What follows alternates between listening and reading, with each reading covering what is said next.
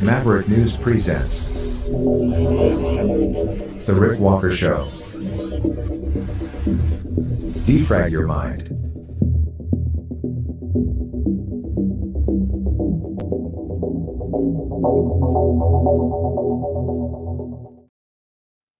Good evening, Maverick family. I'm Rick Walker. Welcome back to the Maverick News channel. Welcome new viewers from all around the world, because the world is watching, and we have so much to talk about tonight. We have the star of that Snow White flick kind of playing a victim now, even before the movie is made and out. We have a whole lot to talk about on the censorship front, because we launched our Maverick Multimedia censorship protest online overnight. We were broadcasting all through the evening, all through the day, protesting YouTube, Facebook censorship in a pretty unique way. And we put Fred the Freedom Fish to work. Yes, we did. And about time. We are going to be talking about the reaction to that. What happened in the chat today. We're going to dig into the issue of free speech, limiting free speech, censorship. RFK Jr. Has a roundtable discussion on censorship happening live tonight at 8 p.m. We may dip into a little bit of that. We have so many other things to talk about tonight as well. Is nuclear war imminent? North Korea is rattling the sabers and putting the U.S. on notice, saying, hey, if you come this way, we are going to nuke you. Not a word of a lie. And mainstream media outlets, not all of them picking up on it, but some international media organizations definitely picking up on it. Organizations like Al Jazeera. What else are we going to talk about tonight? We have... Oh, well, that's quite a bit in itself, right? And a lot of other stories that kind of intertwine with that and are related to those things that we're speaking about. In the course of that, we will, find out what some of the presidential hopefuls are saying about some of these issues, and look back as well at how different efforts have been made in different ways to silence people for political reasons. Pretty important stuff, really. It is actually probably the single most important issue in many respects, because it just affects everything else. Free speech. Without free speech, you're not free at all. And that's why we launched the protest. But sometimes people who pretend to, or think even that they are advocates of free speech, are quite the opposite. They're authoritarians and censors in and of themselves, and sometimes they don't even realize it. Also, on the Canadian front, and this is an important one, it's our lead story, actually, highlighted on most of the social media platforms that we're broadcasting on tonight, Justin Trudeau is preparing for the next Freedom Convoy. The Trudeau regime is prepping. They're going to make a lot of changes, and we should find out more about those changes as they relate to things like policing later this week, probably by Friday. We'll have a pretty good handle on some of the stuff that they plan to do to prevent or deal with the next Freedom Convoy. And we know that there is a convoy being planned for next month of some kind. The exact date has not yet been announced. Pierre Poilievre, the Conservative leader in Canada, Justin Trudeau's main opponent, stopping today out in Eastern Canada to voice his opposition again in a very assertive way, his opposition to the carbon tax, standing there doing a news conference today with a gas station sign behind him that reads $1.85.9 per liter. I believe that puts the price of gasoline in US dollars probably upward of about $6, somewhere in that range. Cannot believe we're paying that kind of money for gasoline. But here we are on this 16th day of August, 2023. Do not go away. I will be right back, and we will start digging in to the top news stories of the day right here on the Maverick News Channel.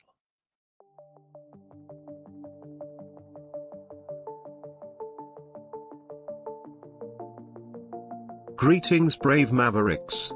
Our quest for truth continues. We go beyond fake news. Together we expose propaganda. Together we pull others out of rabbit holes. We are maverick thinkers. We are all unique individuals, defenders of individual rights and freedoms, credible, trusted, grounded in reality. Maverick News, Maverick News. Defending free speech, free speech. Donate at freedomreporters.com. Do it now. Tomorrow may be too late.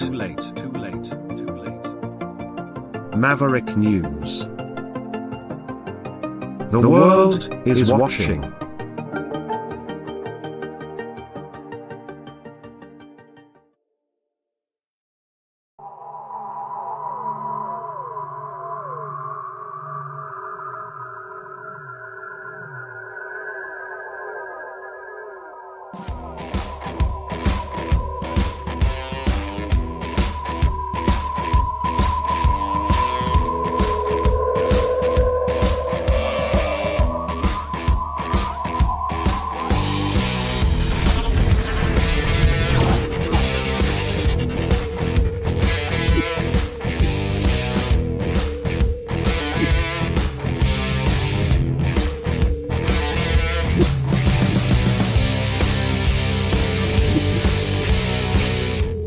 Maverick News.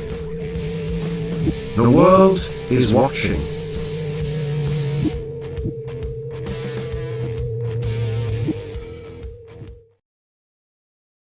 Okay, so first up, right out of the gate, what are we going to do? We're going to go straight to this story about JT, Justin Trudeau.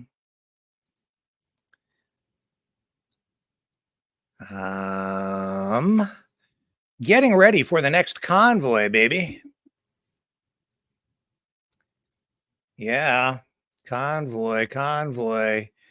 What is this really? What am I talking about? Well, it is the government's response in Canada to the Emergencies Act inquiry.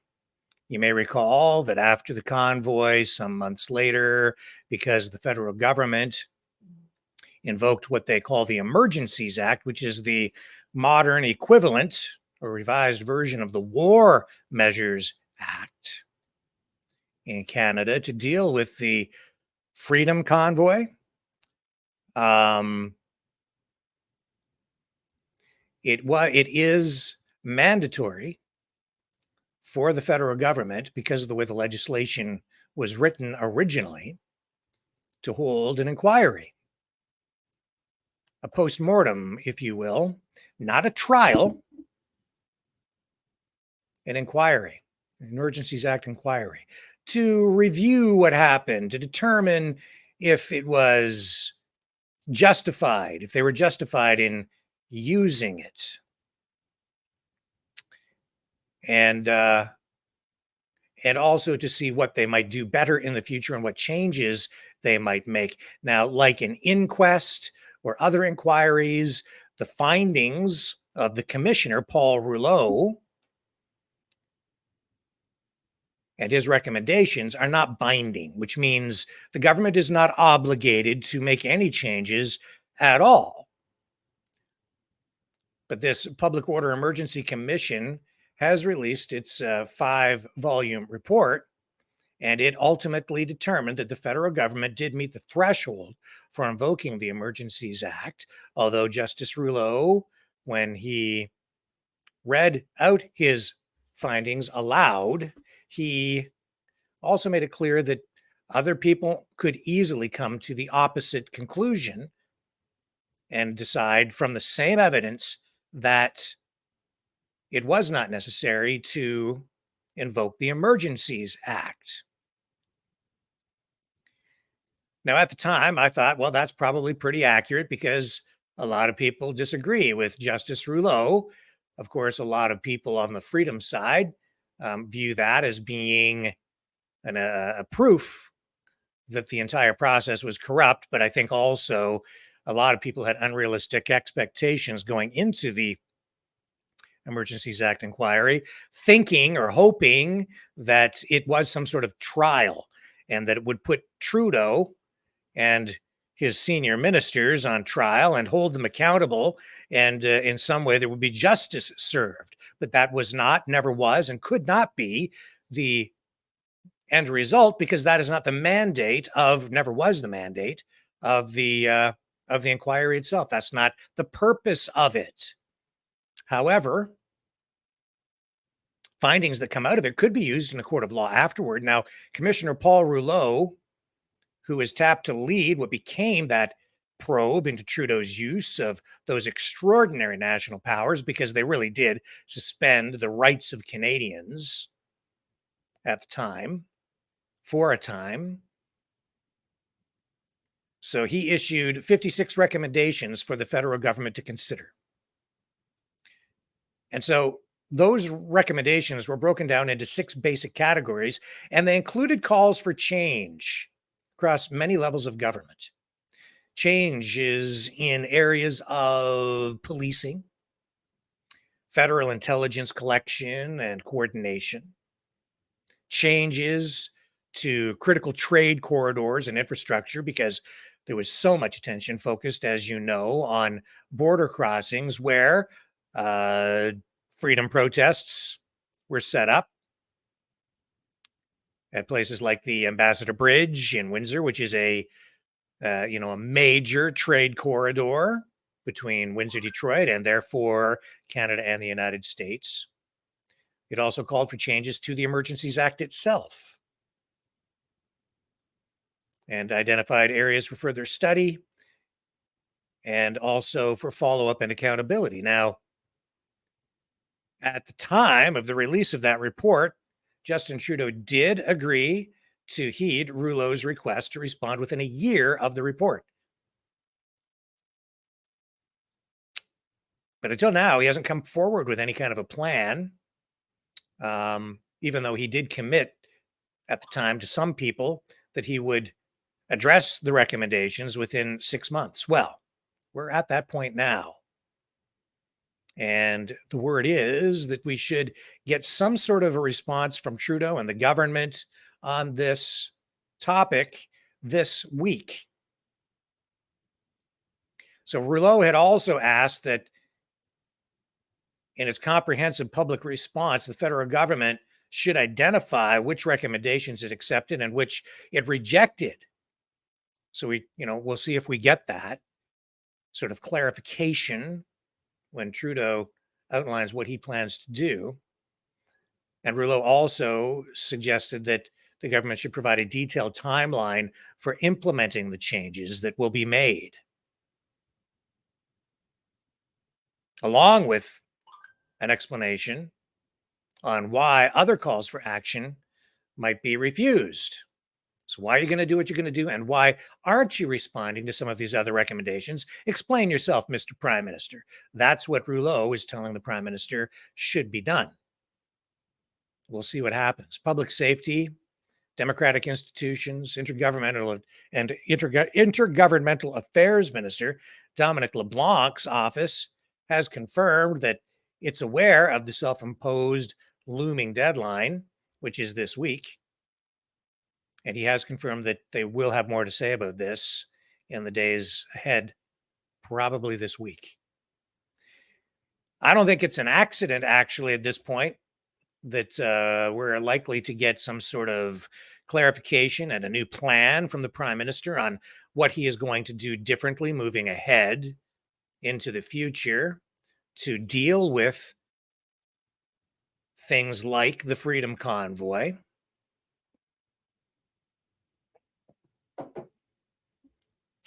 We'll find out, how quickly these changes that might be coming will be implemented when we get the full address from the Prime Minister. But we also know that we have this Save the Children convoy coming up in September.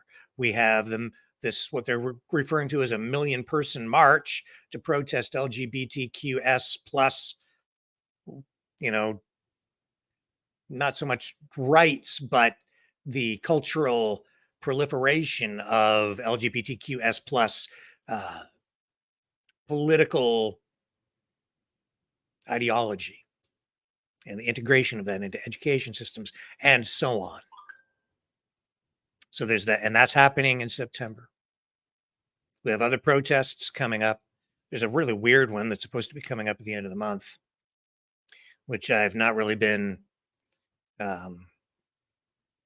focused on too much because I don't know what the heck it is. I don't even know how to talk about it tonight, but there's another one too. That one's kind of weird. So we might talk about it another evening. I'm not sure. But those two seem to have some traction, and I'm quite certain that the federal government is quite aware of them because they're all over social media. They're obviously monitoring social media more intensely since the Freedom Convoy, gathering intelligence. And as part of all of this, it was recommended from Justice Roleau that be part of what the government should be doing moving ahead, is monitoring social media more carefully and coming up with better strategies so that they can more accurately and more efficiently analyze the data and then potentially even share that information, that intelligence that they gather across different policing organizations, because that really wasn't happening efficiently or effectively, as we found out from the Emergencies Act inquiry itself.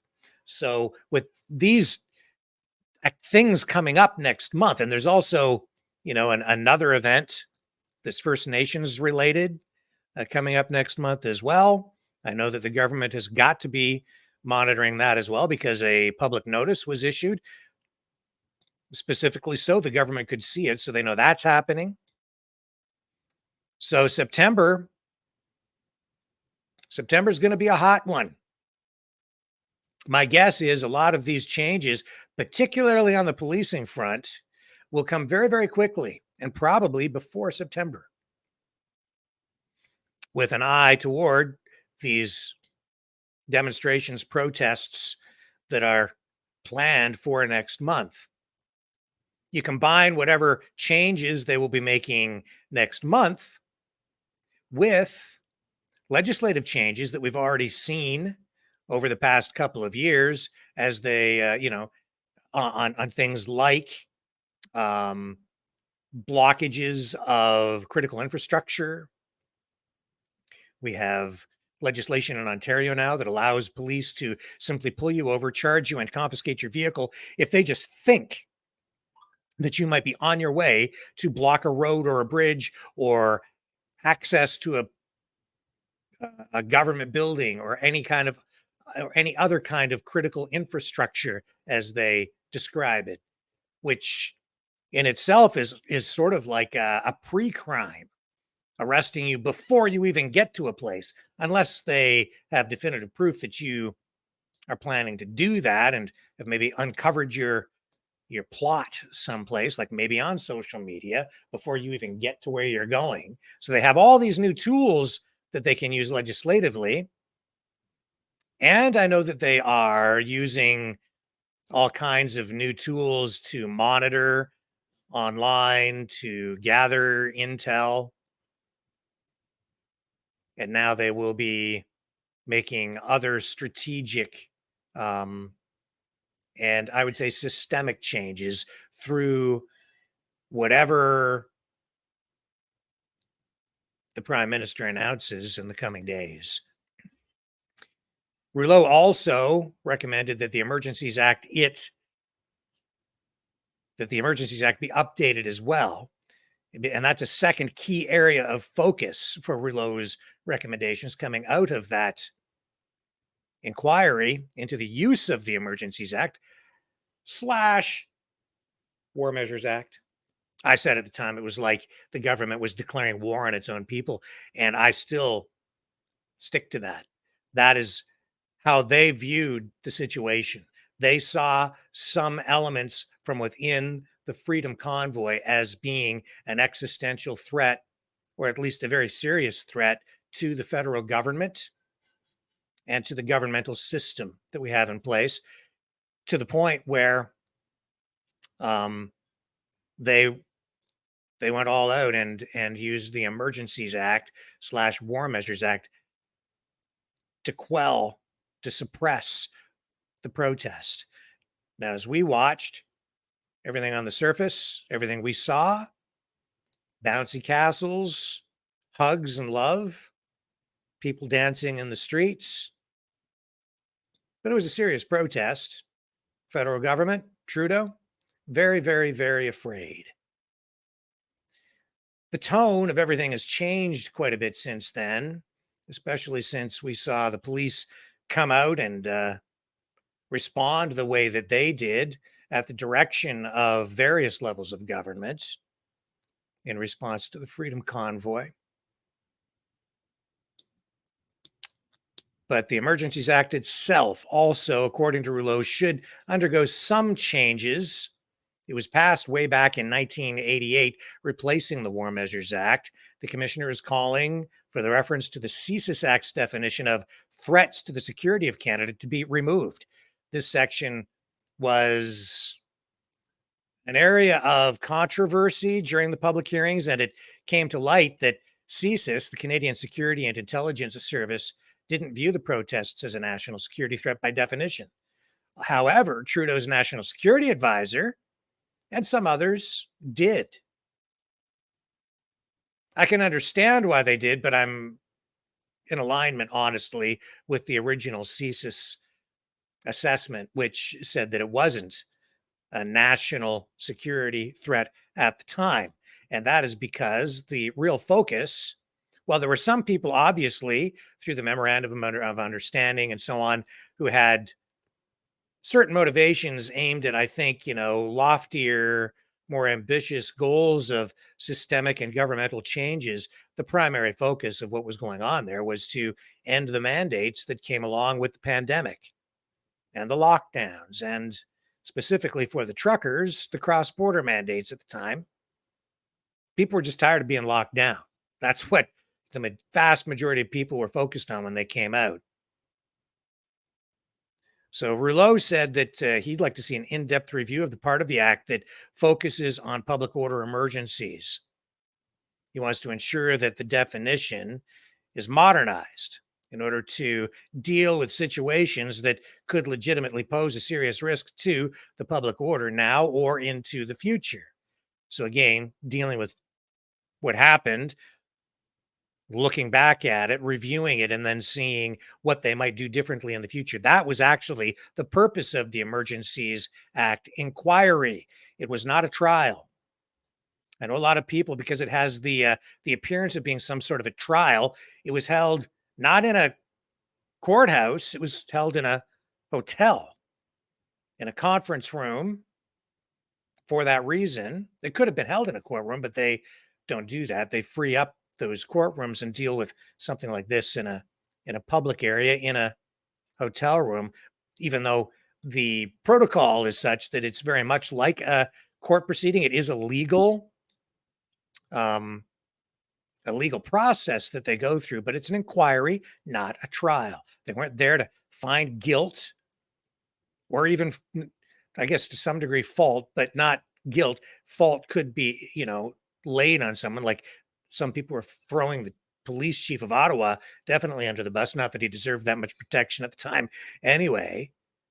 Peter, the former police chief, Peter Slawley, but it wasn't to throw anybody in jail. That wasn't the purpose of that inquiry. You want to throw somebody in jail, you have to take them to actual court and have a trial, a legal trial. Anyway, other changes that the commissioner, Justice Roleau, wanted to see made to the federal law for future potential invocations include extending the amount of time provided to future commissions to complete its work, providing the commissioner powers to compel information or documents, because there was some reluctance on the side of the government to keep some documents secret in their, because they didn't want to reveal their sources and methods for intelligence gathering and for other reasons, which may have been political. He wants to he wants to focus on setting a requirement to consult with the territories and indigenous communities. That, of course, relates back to UNDRIP, which is the government has this overarching self-imposed mandate now to harmonize all Canadian law with the United Nations Declaration of Rights for Indigenous Peoples, and that will include the Emergencies Act. So look for that. I think that will happen. Clarifying that that federal politicians cannot claim parliamentary privilege to refuse to testify, and we saw that. We saw that happen as well. So that they didn't have to come forward, and they didn't have to climb up on that, climb up behind that, I'll call it a table or a desk, and sit in that chair and answer questions. Trudeau didn't even have to testify, but he did. And people who watched it think he lied. Yeah. So I don't know. He was pretty slick with his words, I'll say that.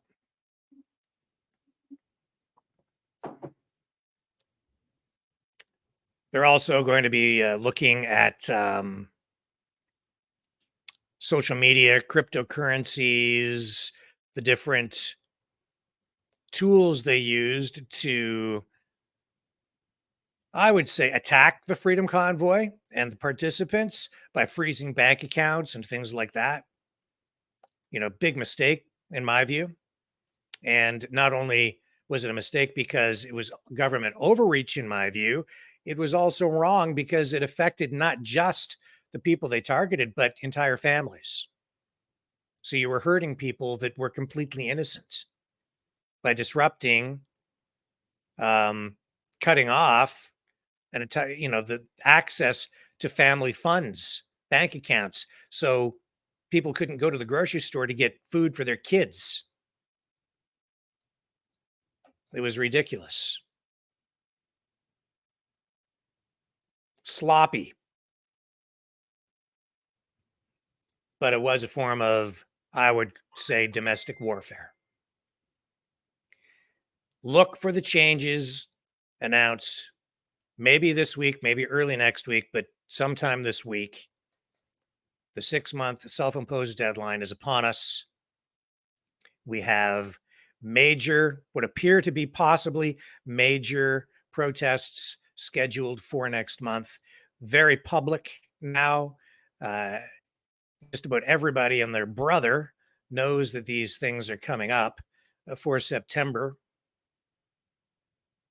And you can bet your bottom dollar that the federal government knows what's going on as well. And some of these changes, particularly on the policing side, are very likely to happen before September, in my view. In fact, I would suggest to you that some of those systemic changes on the policing side, maybe even the military side, have already been made without the public even being aware. Don't go away. We'll come right back and move along to our next top story. We'll get into this whole censorship thing. Don't go away.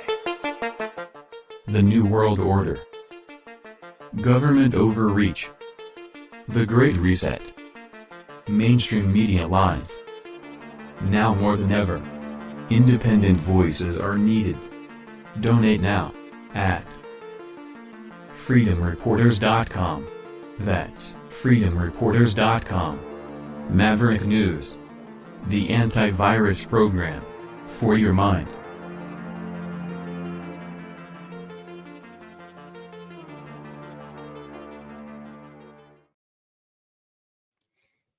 Okay, almost ready. Just going to queue up a few clips here for you, and I'll be right back. Hello, world. Are you awake?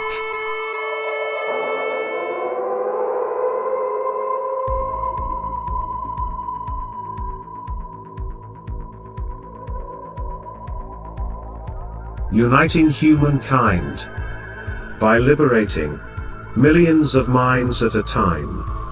Maverick News.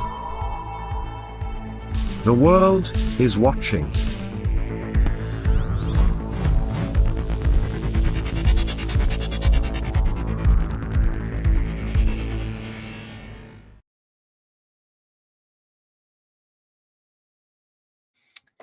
Censorship, it's nasty business. And there's so much going on that front tonight that I just have to talk about it. And we are actually part of the story tonight because we launched overnight our own Maverick Multimedia censorship protest online. So what does that look like? What did it look like? Well, let me show you. If you weren't watching, Fred the Freedom Fish went to work overnight. And it looked like this here. Bring it up for you. Here we go. I just have to grab that screenshot, and here's the feed. It basically looked like this. Here it is. So why did we do this? This was the Fred the Freedom Fish freedom of speech feed. Overnight, a lot of you have been asking about Fred. He was a little under the weather. Wasn't feeling too well for a few weeks there, but I've nursed him back to health, and he seems to be doing much better now. I've kind of figured out, I think, what has been wrong with his water. So we got that sorted out, but we put him to work on this censorship protest. So what is this? This is us broadcasting to YouTube over many, many hours, just a feed of the aquarium. I'm going to get a better background on that aquarium too. In my view, Facebook, YouTube are rendering themselves pretty much irrelevant in the public space because they are censoring people so heavily now that it has extended beyond just people on the right side or conservative side of the political spectrum. It is leaving very little room to discuss any kind of subject matter that is of real importance or concern to the public, especially when it relates to news. Now, on Facebook, we're facing this outright, total, all across the board news ban. Facebook no longer carrying any kind of news whatsoever on its platform in Canada. And they have gone out and actually deleted pages and all content from news sites on its platform. Unbelievable. So you lose all access because it's all deleted. Anything that has been posted from the beginning of your time when your account was created. Did you see Fred doing the moonwalk there? Michael Jackson all the way. So where does that leave them? Well, it leaves Facebook and YouTube. YouTube not quite there yet, but getting there pretty quickly, where really the only content that people will have access to is, videos and photos of cats, dogs, fish, and people's food. You'll find out what somebody had for lunch, and and you'll get a picture of their cute dog or a cat video that makes you laugh, maybe some music and stuff, and it'll be full of entertainment, of course, Hollywood propaganda. But when it comes to information of real value, news and public affairs, no content like that going to be on there at all. Now on YouTube, we're still there. We're broadcasting on YouTube tonight. And I'm grateful for that because we have so many subscribers on YouTube. But they're censoring everyone, not just us, like people across the board. And just this past week, we saw Scott Ritter, the former UN weapons inspector, who has been on this show a bunch of times, an expert on international affairs and all things military, I would say, in a broad sense. They took his channel right down off YouTube, deleted it, banned him, gone. So we're seeing stuff like that happening. So we have a limited amount of time. And so we're broadcasting this online. Now we're down right now because we got ready for this broadcast, our regular broadcast, but we'll put this back up. And the objective here is to have people share it out. You can pick up the feed and rebroadcast it across your social media platforms, make people aware of this protest. It's not just about us. It's about all creators, journalists, citizen journalists as well. Anybody that wants to exercise their right to free speech, it's about protecting that. Because there are so many subjects that on YouTube, for instance, we're just not allowed to speak about. And if we do, you almost have to speak in code. And it's not right. Now, an interesting thing has happened, though, I can tell you, overnight as we embarked on this protest with Fred the Freedom Fish. Well, some interesting exchanges took place in the chat. Not unexpected, because we are subject to trolls just like any other media outlet, I guess, that's out there doing the social media thing. And there was one guy this morning who was in there causing a bit of disruption, shall we say. Steven was his name. He's part of the Maverick family. I guess he's been around for a few months or so, he says. I really haven't had any exchanges with him before, but he asked what at first was a legitimate question, which was, how can you say that you're having a censorship protest when you have moderators in there with wrenches who have the ability to ban people or take comments down and censor people?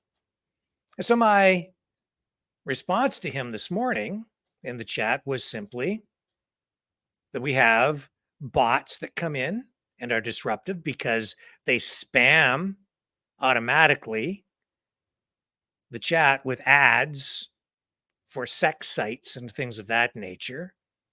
And that isn't so much a genuine attempt at advertising. I suppose it could be, but it's really more about somebody unleashing that spam attack on the chat and on the channel to disrupt things. And then, of course, we also get people in there who just come in to be disruptive. And sometimes people come in and try to sabotage the channel. And there are other people that come in there to exploit it, to recruit people to do things that they ought not be doing, and to encourage people to do things that they shouldn't be doing, and to get involved in things that probably are ill-advised. And honestly, we've had people in there calling for violence as well. And so we've had to deal with that because that is actually illegal. And I don't want to be held liable for someone else's comments in there because it could result in not just myself, but some of you and the Maverick family, could result in you getting into trouble, me getting into trouble for something I really have nothing to do with and that you have nothing to do with, but because somebody else is saying things in there that they shouldn't be saying, we have to kind of clean things up. So there are limits to free speech.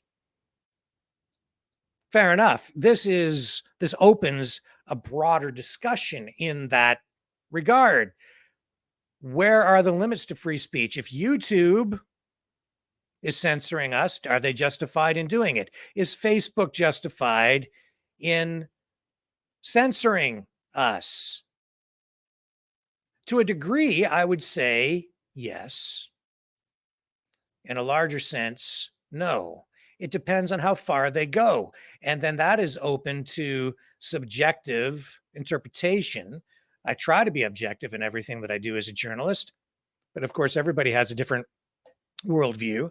And some people right now would say that YouTube, Facebook, that they're not going too far, that the government isn't going too far. And we've seen a shift in public opinion, especially among young people who are saying that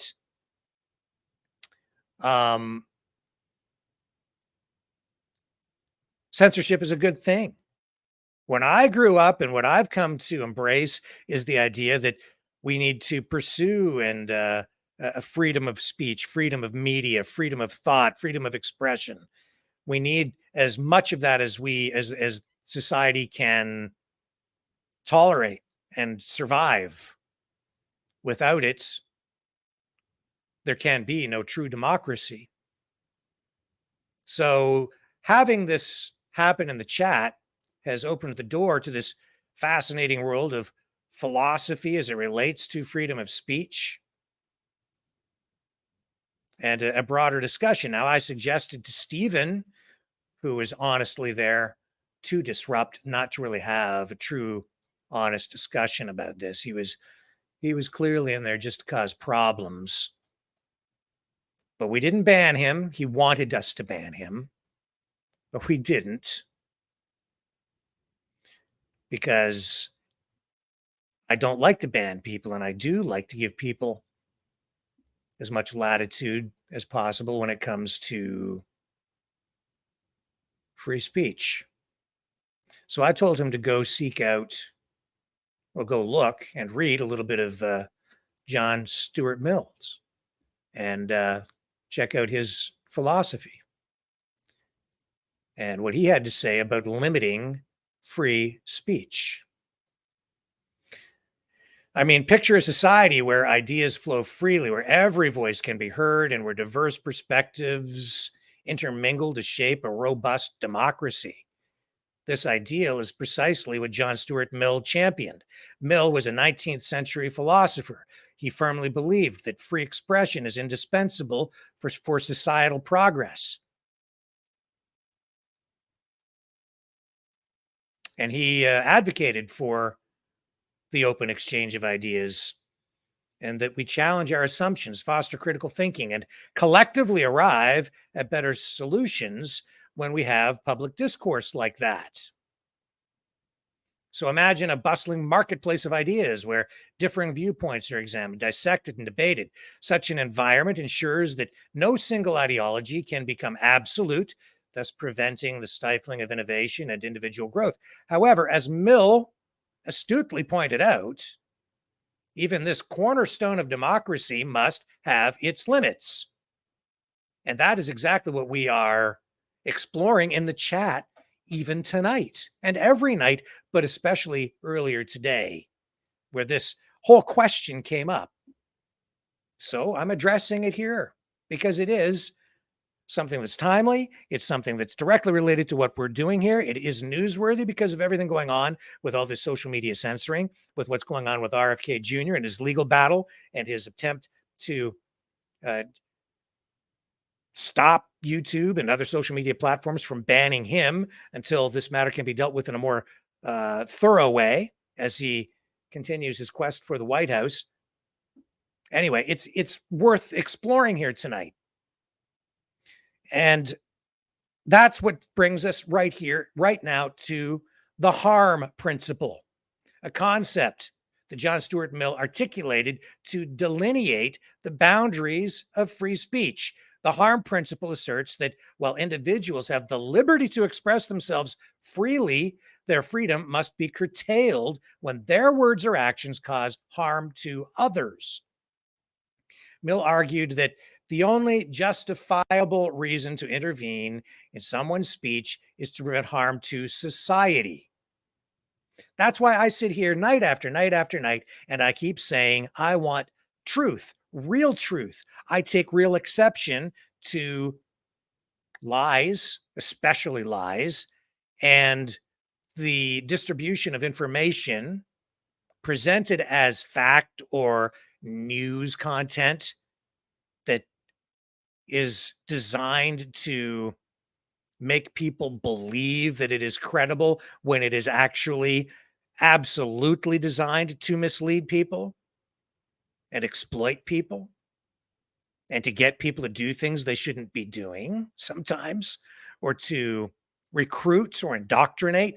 In any event, the harm principle, it's a key component of my own personal philosophy and the way that I deal with journalism and questions arising like the one that arose today in the chat. How can you be a free speech platform if you have mods in there who can shut down someone who is saying something that they shouldn't be saying or that you don't think they should be saying? And where do you draw the line? And so we're pretty lenient here. We have to deal with two things in that chat. We have to deal with the YouTube rules themselves, which are not our rules, they're YouTube's rules. So just because, we're a free speech, we advocate for free speech and free media, it doesn't mean that we don't have rules that we must follow. And we have to enforce those. Otherwise, we get in trouble for something somebody else says. Somebody can come into the chat and say things that could potentially either get us temporarily banned or completely banned and canceled altogether on YouTube. So we have to keep that in mind. And in addition to that, we always look at the harm principle. Is the person saying these things hurting someone else? And if so, how? Is that to say that they're calling for violence, which in itself is actually illegal? So of course we're going to block that. And secondly, is what they're saying likely to result in some sort of physical harm to someone? Or does it infringe on the rights of other people in the chat? And when someone comes in there, like Stephen did today, he was dominating the chat. He was asking a question, getting an answer, and then asking the same question over and over again, knowing full well that it had been answered, but saying that no one was addressing his question. It just got really stupid, and it was very clear that he was just there to cause problems. And when you're doing that, you are actually the one engaging in a form of censorship because it's you blocking access to the platform for other people because you won't shut up after you've made your point or asked your question or said what you get to say. No one stopped Stephen today from saying what he wanted to say, which was that question that I put out there. And then when he didn't get an answer back that he wanted, well, he knew he wouldn't, because to him, free speech would just be absolute. At least that was the stupid position that he was taking. And you can't have an intelligent or meaningful conversation on this subject when someone is in the chat and just saying, no, all free speech has to be absolute and you can't censor anybody. And if somebody doesn't want to listen to it on an individual basis, then they can block the person themselves if they choose to. And that's true. But you know what? On my platform, I also get to block people. I get a wrench. So I get to decide how far people are allowed to go in there. And I let people go. I give people a wide berth on this stuff, a very wide berth. And even after probably repeating his stupidity 100 times, literally, I'm not exaggerating, probably 100 times in the chat, being incredibly disruptive, we still didn't ban him today. I didn't need to, because he said that, he was much smarter than me and his superior intellect was on display for all to see. So Why would I ban someone like that when they're just making my argument for me by being an idiot? And Stephen, I'm sorry, but that's really where we were at. Now, I told you, go read John Stuart Mill. I gave you some links, and I genuinely hope that you go and check it out. And we're talking about it here tonight, and you're still welcome to watch and participate and be in the chat. And it's nice to have you around. And I know you've been watching for quite a while, but what you were doing today was not engaging in free speech. You were being disruptive.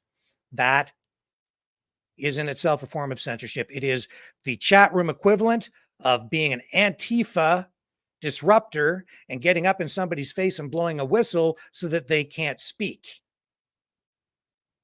And when you ask a question and you get an answer back, instead of moving the conversation forward, it doesn't serve anyone well to sit there with your hands over your ears and go, la, la, la, la, la, la, la, la, la, la. You didn't answer my question. And it wasn't just me. There were two other people in there as well answering your question. Not questions, question. Anyway, I'm not upset with Stephen, but it is frustrating when we get people in the chat who come in and just cause problems. But it's okay because it opens this broader discussion tonight into something that relates to what we're going to be talking about with presidential candidates like Trump, DeSantis, all of them. Censorship and how they also sometimes go, la, la, la, la, la, la. I'm not going to listen to you. I'm not going to talk to you. Even the presidential candidates, some of them who advocate for or say they're about free speech. No, they're not. I'm going to challenge everybody out there and ask yourself, are you really about free speech? Or are you just about free speech for people that you agree with? So let's consider that scenario. A person who falsely shouts fire in a crowded theater, inciting panic and endangering lives. Well, Mill's harm principle dictates that this form of speech is unacceptable, as it directly inflicts harm upon innocent individuals. This principle draws a clear line between expression that contributes constructively to the public discourse and expression that poses an imminent threat. But where do we draw the line between healthy debate and harmful speech? The answer lies in a delicate balance. Society's duty is to protect free speech while ensuring that it doesn't devolve into a tool for inciting violence, spreading falsehoods, or marginalizing vulnerable groups, or taking advantage of vulnerable groups, or exploiting vulnerable groups with outright lies sometimes, with maybe a grain of truth at the center. Striking the balance is vital because that is what guarantees the discourse remains productive and, Stephen, respectful. So in today's digital age, the internet has transformed the way we communicate. Social media platforms serve as modern day town squares where ideas spread faster than ever before. But with this advancement comes new challenges. Chat room, Stephen. The prevalence of misinformation, cyberbullying underscores the urgency of applying Mill's harm principle in the online realm. It's also a challenge for government. And I would say the government is probably the place that is the least able to deal with this in a fair and balanced way because it's all about politics, which is why when they start to apply their thought and create new laws, new legislation like hate speech laws, I get really worried and afraid. And we see that there is absolute overreach, and what they do tends to result in unintended consequences, which is why we're sitting here talking about this tonight, because in Canada, we're dealing with Bills C11 and C18, which have resulted in unprecedented levels of censorship. And in the United States, we've also seen through the Twitter files and other revelations that the Biden administration has been not only involved with, but directing social media platforms, social media companies like YouTube and Facebook, and previously Twitter, maybe even now, for all we know, still at X, to do their bidding and censor their political opponents. And maybe not even their political opponents, but people who are opposed to particular agendas, especially as it relates to things that come on the pharmaceutical healthcare side. So we've seen that. And so our protest continues online.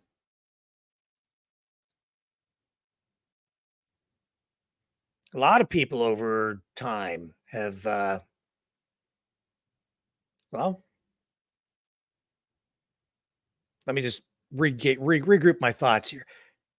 If you go back, you can go way back. All of these ideas, though, have been dealt with in the past, right? So even though we have Justin Trudeau thinking that he's coming up with something new in Bills C11 or C18, or that this new generation think that they're dealing with something entirely new, it really isn't new. The medium, social media, it's new. Artificial intelligence, that's new. But these concepts, these philosophies, these ideologies, the challenges that surround the issues of free speech, they've been around since the beginnings of mankind and communication. So let's take a look at Plato, a student of the great philosopher Socrates, who believed that free speech was both a powerful tool and a double-edged sword. He saw the potential for dialogue and discourse to lead to the discovery of truth, but he also recognized the dangers of unchecked rhetoric. Plato's most famous work, The Republic, delves into his thoughts on the ideal society. In this work, he proposes a class-based society led by philosopher kings who possess wisdom and knowledge that allows them to rule justly. Plato argued that only these philosopher kings should have the privilege of free speech, as they have been educated to understand the ultimate truths and the common good. Well, I disagree, Mr. Plato. However, that is, I think today, that is the philosophy being employed by elites like Justin Trudeau. Also, if you think back to the time when Justin's father ruled, many referred to Pierre Elliott Trudeau as Canada's philosopher king. I don't think that's ironic. I think that's just the way that people viewed him.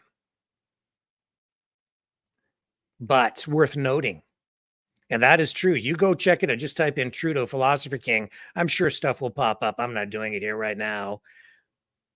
But that is the way that many viewed Pierre Elliott Trudeau. They thought he was just the smartest thing ever. Plato was wary of the influence of poets and artists on society. He believed that their creative works could stir up emotions and irrational thoughts in citizens, potentially leading to societal unrest. In his ideal state, he even suggested banning certain types of literature and art that didn't align with his vision of a harmonious and just society. Censorship. For Plato, he thought it was something that was necessary. Plato's skepticism extended to democracy, which was the prevalent political system in Athens during his time. He viewed democracy as a system that could easily fall prey to demagoguery and populism. Populism. It's happening.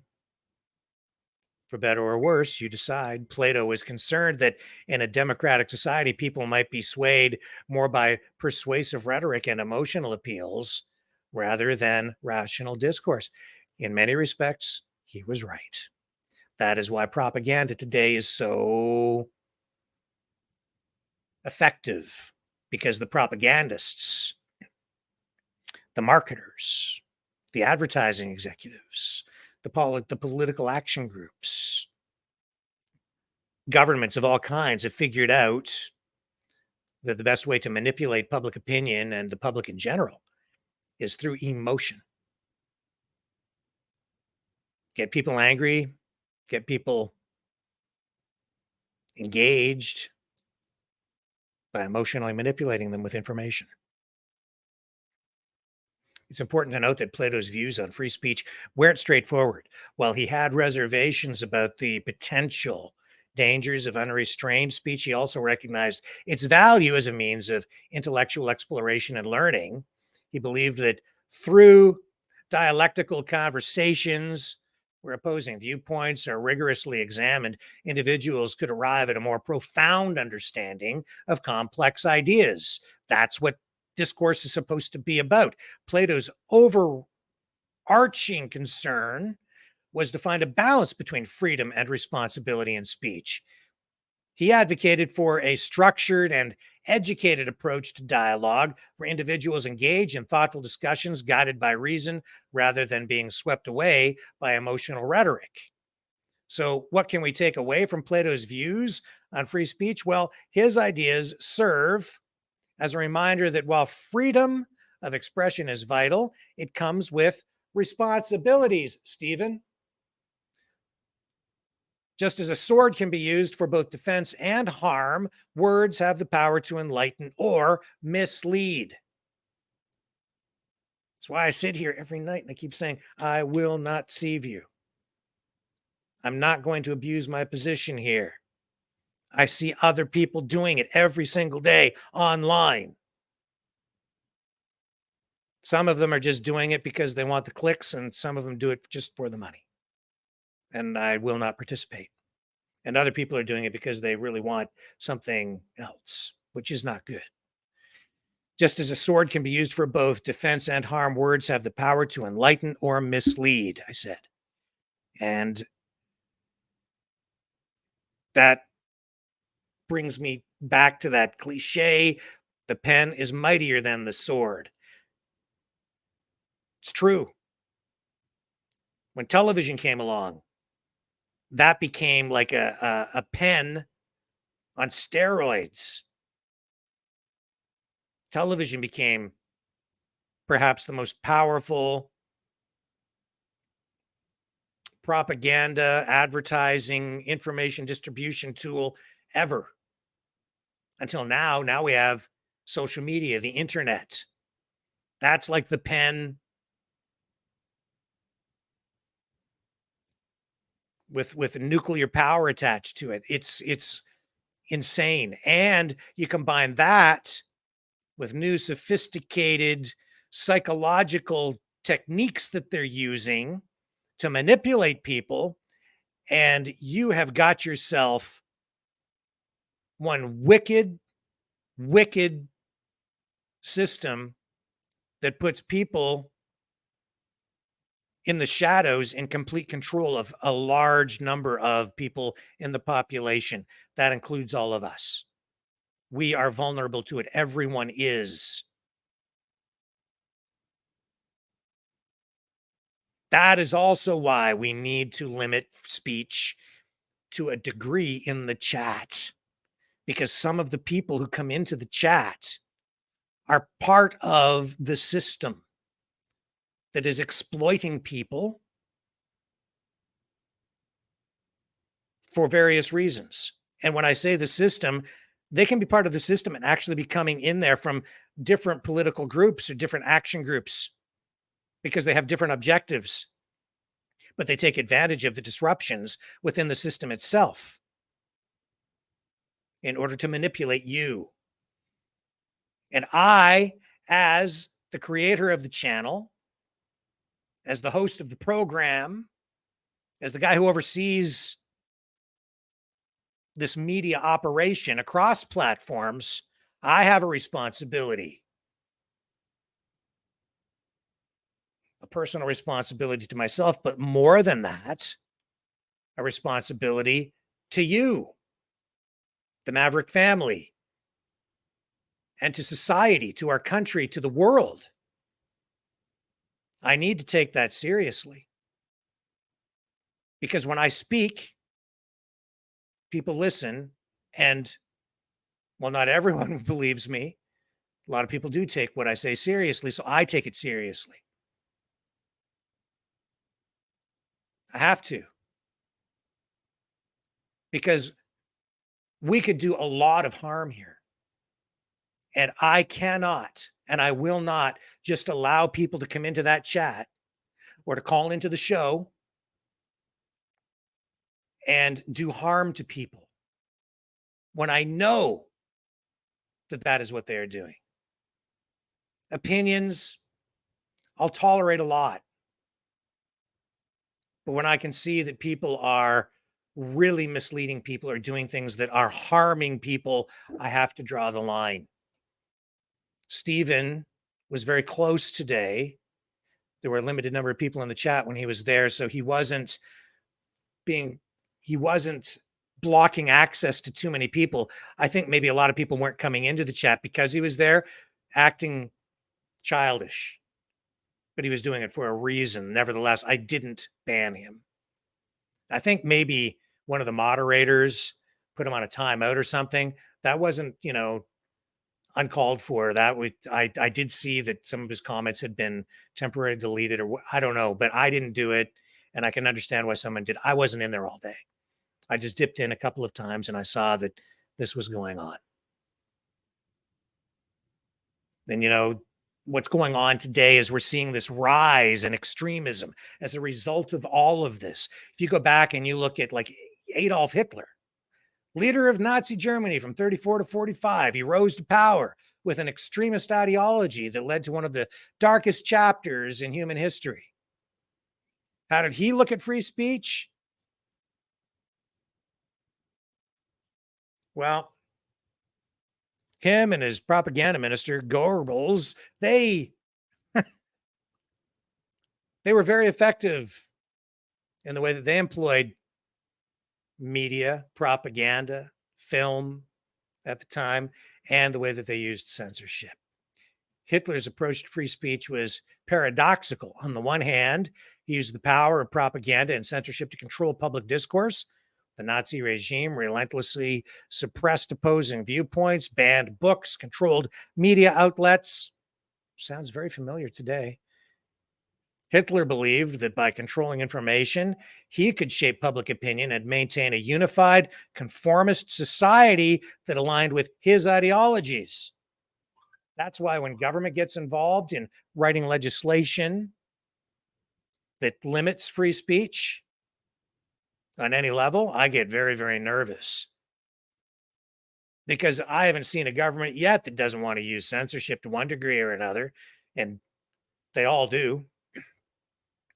And over in Ukraine right now, we're seeing heavy duty censorship. And yet, strangely, ironically, you look at what's going on in Russia. And yes, they have a degree of censorship there as well. But I would say that what's happening over there is, in some respects, there's more freedom than there is here in North America. It's just that the censorship in North America right now is being applied not just through government, but through the social media companies, where we had this platform for a while that gave everyone access to this incredible tool, and free speech flourished because of it.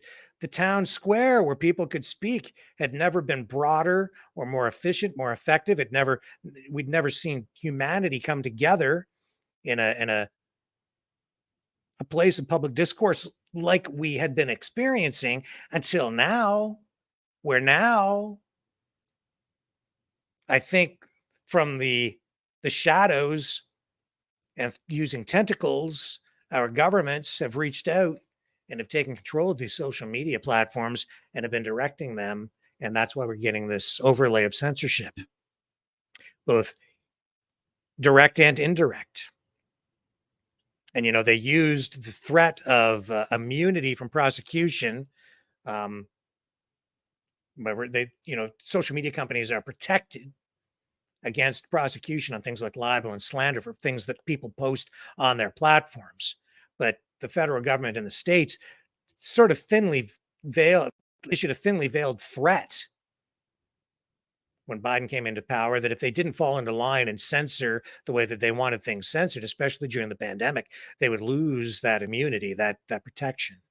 And so it didn't take long for the social media platforms to fall into line and do the government's bidding.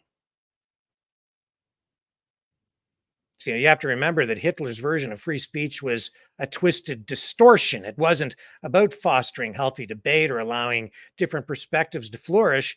It was about using speech as a tool to spread hate, division, and a dangerous sense of superiority, really. But, what's acceptable in the public sphere depends on what the community standard is at the time.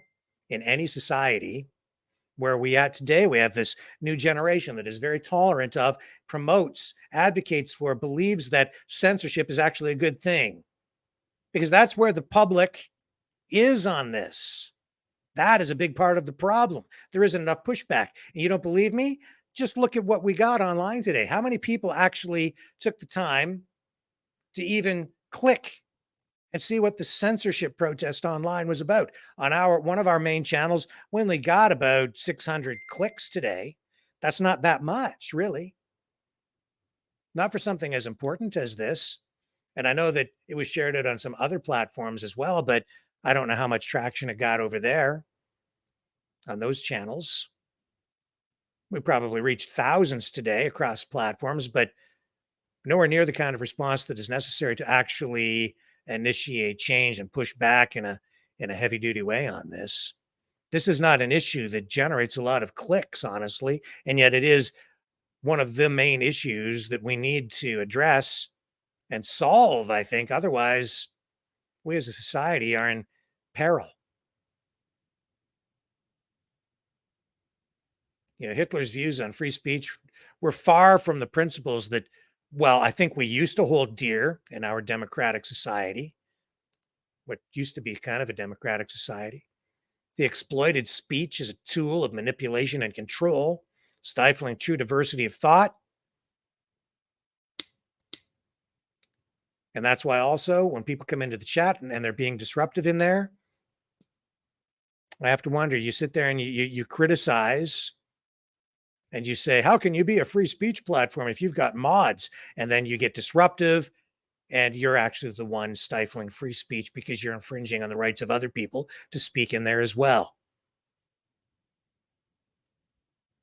It generates for me larger questions overall. In fact, Stephen was in there, made it pretty clear that he's a Trump supporter, right? Okay, cool. I was big on Trump, especially the first time around. I'm kind of sitting back and assessing where he's at these days. I think that there have been a lot of changes, but that's another story. Well, Donald Trump, it's like Stephen was accusing me today of being a Democrat and not supporting Trump. Well, I'm a Canadian, so I can't vote for him anyway, but I was big on Trump, especially the first and second time around. Not sure where I'm at right now. I kind of like some of the other guys.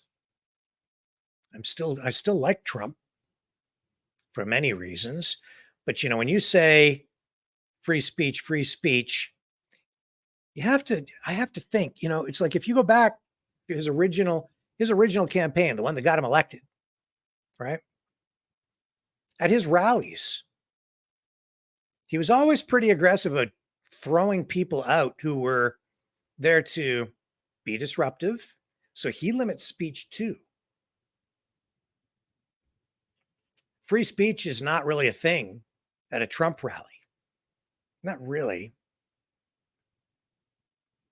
It's you're there to cheer for your team, Team Trump.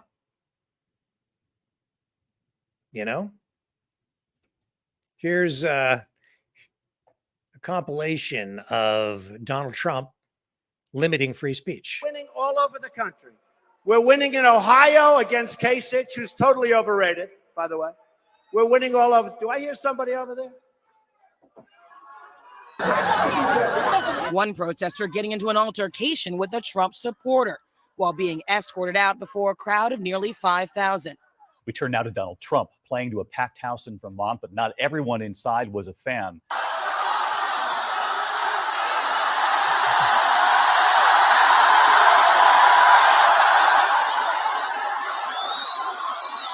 Major clashes at a Trump rally in Virginia, and it all started with calls to, quote, dump Trump. Get him out. Now get him out. All right. Get him out. Get him out of here. Get him the hell out of here. Get him out of here. Get out. Throw him out. Get him out of here now. Get him out. Get him out. Yeah, get him the hell out of here, will you please? I want him out now. Get him the hell out of here. Out, out, out, out. Get him out. Get him out. Get him out. Right smack in the middle of my punchline. So rude, right? Get him out. Get that guy out of here. Get him out of here. Get that guy out. Are you back there, darling? Who's protesting? Anybody? Oh, get out of here. Get out of here. Get out. Out, out. Hello. All right, get him out. Thank you. Get her out, please. Get her out. So I've developed a nice. All right, please get him out. Get him out of here, please. Get him out. Get him out. Get him out. Get him out of here. Get him out of here.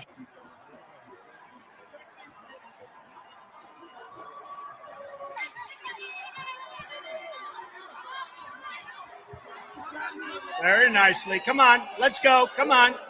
Let's go. You can go faster than that. We got to get the security moving a little bit faster here. Come on, fellas. In the good old days, law enforcement acted a lot quicker than this. I love the old days. You know what they used to do to guys like that when they were in a place like this? They'd be carried out on a stretcher, folks. He's walking out like big high fives, smiling, laughing. Like to punch him in the face, I'll tell you. Oh, throw him the hell out of here. Am I allowed to rip that whistle out of the mouth? I'd rip that. We had 4 guys. They jumped at him. They were swinging and swinging. How come your protesters are so weak? What's going on? Because I don't want anybody to get hurt. Yeah, I don't want anybody to get hurt. Maybe.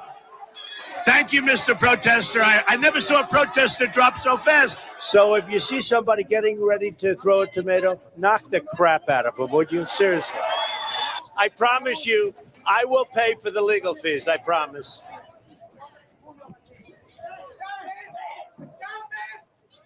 Listen.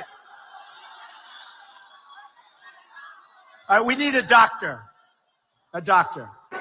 It really is too crazy, right? You know, I tell the story. I love protests. I love protests in my rallies. So anybody want to protest, go ahead. It's fine. Go ahead. Who's the person that took action over there? Come here. That's strange. He looks like an Elvis impersonator. That's. Call his mom and dad. Have the mom and dad pick him up, okay? Are you from Mexico? Are you from Mexico? Huh?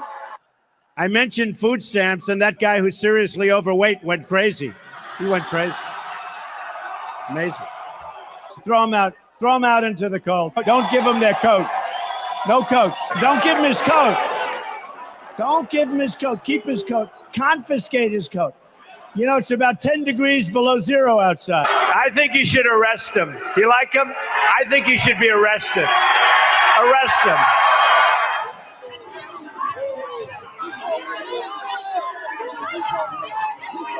With military, we're going to build it so big, so strong, so powerful. We're going to build it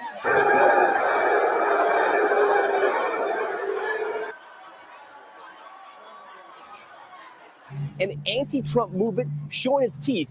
Mounted police moving in to disperse the crowd. The tension started earlier as Trump took the stage in front of a massive crowd inside. Outside, up to 1,000 protesters marched blocks to the Trump rally. One more note, there were several protests, as is usually the case. The top security guard for Donald Trump smacked a protester in the face outside of Trump Towers Thursday. This happening after the man chased him for snatching a banner depicting Trump as a KKK racist. You guys represent our state. I am. How are you representing our state? How can you represent our state? You have all of these, whether it's.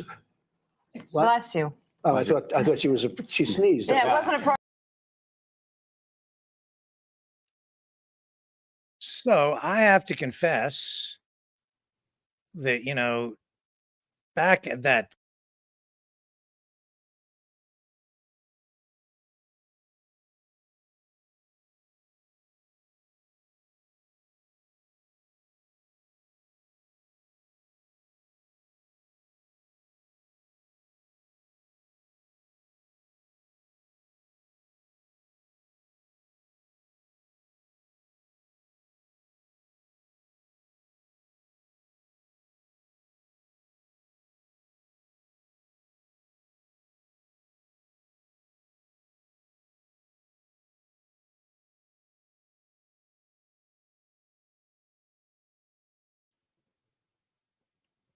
I'm sorry, folks. Something happened to our feed there. We got cut, but I'm back, I think.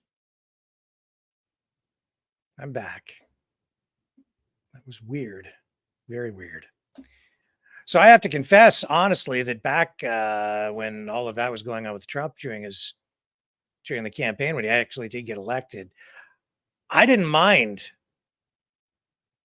seeing some of that stuff. Now, I didn't watch every rally like that. Compiling it like that makes it amplifies it, right? But I'd seen so much of it coming from the neoliberal left over the years that to see him sort of doing the same thing back at them didn't bother me too much. Overall, though, when I'm sitting here looking at what has gone on, what continues to go on today, I find it distasteful on both sides, on all sides. I don't like to see it because it's driving us to a place, it has driven us to a place where people can't speak to each other anymore. So we can't work on our problems. We have more division in our society than honestly ever before. It's concerning because it's so pronounced now.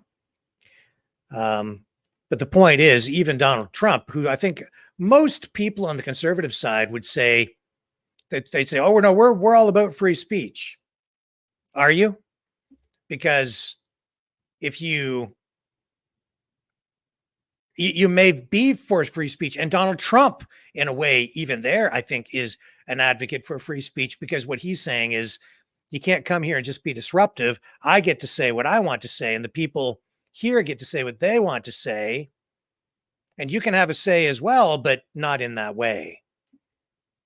And that is viewed by some people as a political intervention, a legitimate form of protest. And I suppose that that's true as well, because sometimes people feel like they don't have a voice at all and they can't protest in any sort of effective way to get their message out unless they get right up and front and center while the cameras are rolling, while a major politician like Trump is speaking. And so they protest in that manner in order to get the cameras and the media attention focused on them and to take the attention away from Trump for a moment, or from any politician, whether it's Biden or, I mean, you name the politician, they all deal with hecklers at one time or another. I personally, it's not my thing. I would not, I don't think, do that myself. Other people do. And some people take it to, an even greater extreme. And we've seen that, in pretty serious ways just within the last year, and even within the last, well, I would say month or so. We're getting stuff like this online with regard to Justin Trudeau. So here's a post on Twitter. Move this over here. Bring this up. And, this post says, hate is a strong word, but for this, and, it's the F word, not strong enough.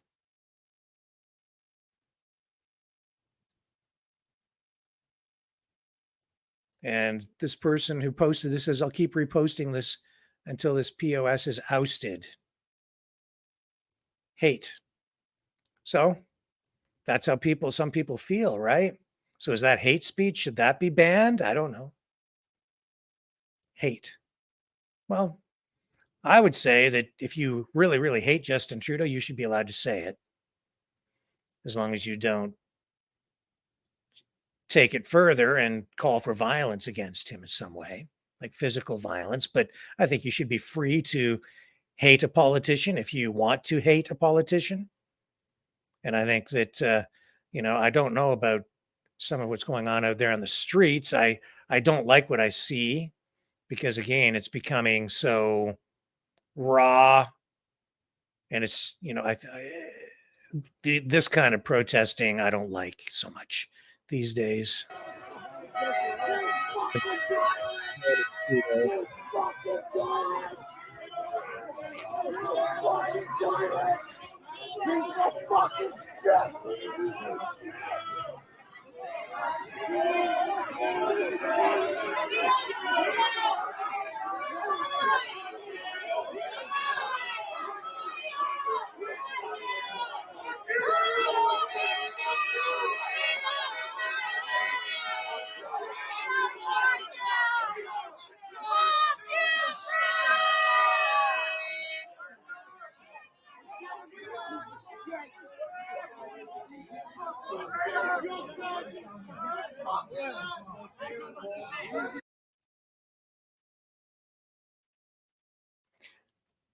So is that free speech? Yeah.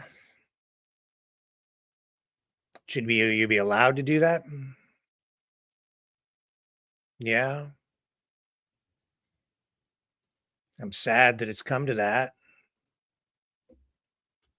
because I don't know how we're supposed to solve our problems if we can't talk to each other. I mean, when I think back to what happened during the convoy, people said, and I said it here, really all Justin Trudeau has to do is come out and talk to the people. But when I see this going on, how is he supposed to come out and talk to you if you're just going to shout at him like that? So I don't know what the solution is now, because we've gone from Ottawa, where it was like, all he has to do is come out and talk to you, or you can come in and talk to him and let's work it out, to as soon as people see him, well, you see what's going on. And I'd say this is actually has escalated to a point where there's so much emotion involved that his physical safety is probably at risk. And I think that he's actually fueling it and taking advantage of it, because I think he's running straight smack dab into the middle of the angry mob on purpose on most of these occasions, because I think he wants something bad to happen so that he can play the victim and martyr himself. This is the most recent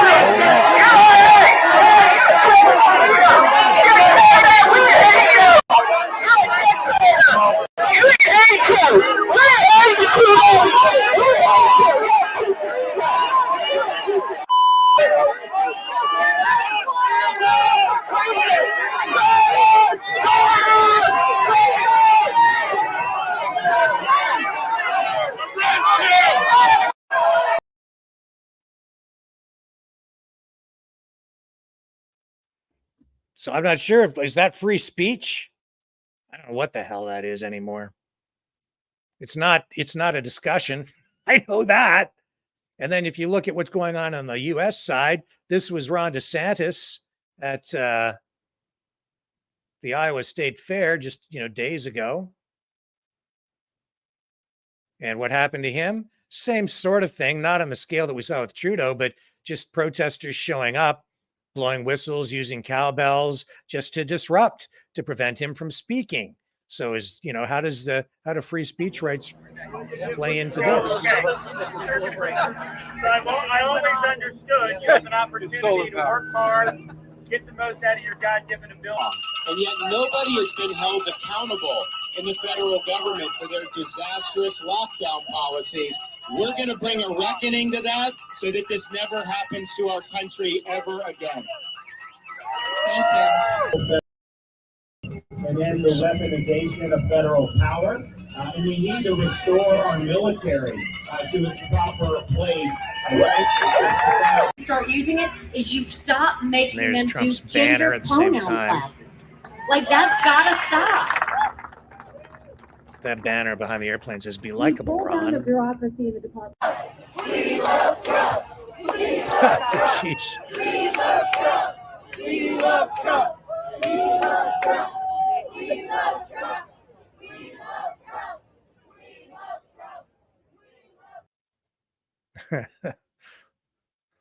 So Trump sort of stole the thunder from Ron DeSantis in Iowa. You know, um, it's all about shutting people down, though, isn't it? Just trying to shut people up, not engaging in meaningful discussion. That's where politics is at today. Now, here's Biden dealing with hecklers. I'd say that he's a more, being a more seasoned politician, and this is an older clip, but he's been advised by his handlers to kind of deal with hecklers in this manner, which is more polished. No. Hang on a second here. Just. No. Just. Wait. I'll tell you what. Well, wait. These guys are going to fight. 21 years of my tax returns. Your guy hasn't released one. What's he hiding? Okay, look. Shut up! Why don't you just shut up? No. Just let him go. He's an idiot. Let him go. All right, look. It's okay. It's all right. This is a democracy. This is democracy. Would you? I tell you what. How about you and I talk later? Okay. All right. Well, hang around. And let me. Later. Stop interrupting.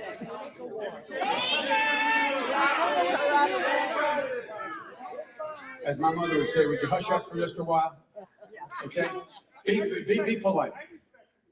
Okay. Good. Now, having said that.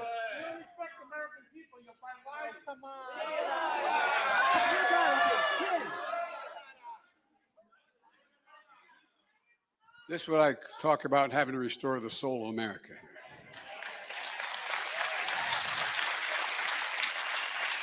It's called decency. It's called honor. I don't know. I don't know about that.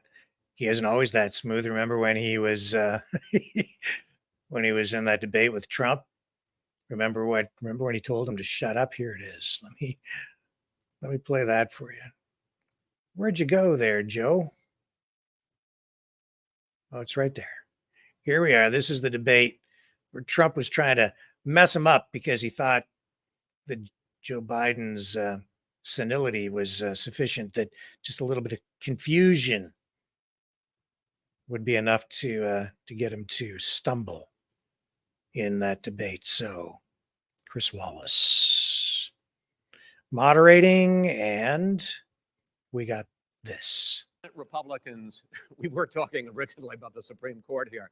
If Senate Republicans go ahead and confirm Justice Barrett, there has been talk about ending the filibuster or even packing the court, adding to the 9 justices there. You call this a distraction by the president, but in fact, it wasn't brought up by the president. It was brought up by some of your Democratic colleagues in the Congress. So my question to you is, you have refused in the past to talk about it. Are you willing to tell the American people tonight whether or not you will support either ending the filibuster or packing the court? Whatever position I take on that, that'll become the issue. The issue is the American people should speak. You should go out and vote. You're in voting now. Vote and let your senators know how strongly you feel. Vote now. Make sure you, in fact, let people know you're a senator. I'm not going to answer the question because the question is radical left. Will you shut up, man? Listen, who is on your list, Joe? Who's on your list? Right. Gentlemen, I think this is so unprecedented. We have ended this segment. We're going to move on to the second segment. That was really a productive segment, wasn't it? Jesus.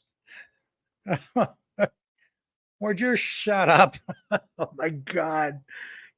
So the point being that, this is not so much just directly related to censorship, but it's just showing how everything has deteriorated to the point where it's just people shouting at each other and telling each other to shut up.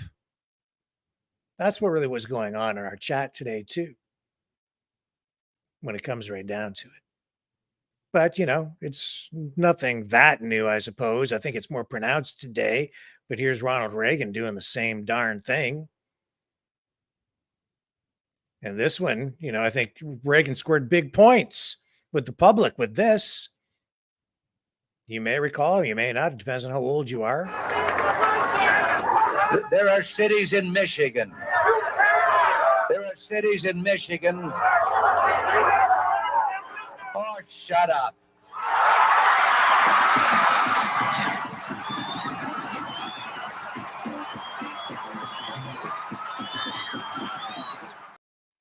So you see, Stephen, sometimes people do embrace a limit to free speech and cheer for it, as you just saw. But one man's censorship is another man's, I don't know what it is. Whether you view it as censorship sometimes depends on whether you agree or disagree on a particular issue, right? Is it your guy getting censored or shut down? Then you don't like it. But when it's the other guy, sometimes you think it's okay. That's largely how the left works. They bitch and complain about being censored, but as soon as they get into power, censorship becomes a wicked tool for them. That's what you're seeing with the federal government in Canada and in the United States, frankly, because ideologically, I don't think that they are far apart from each other at all, very much in lockstep. And on an issue like censorship, oh yeah, I think that they are very supportive of each other.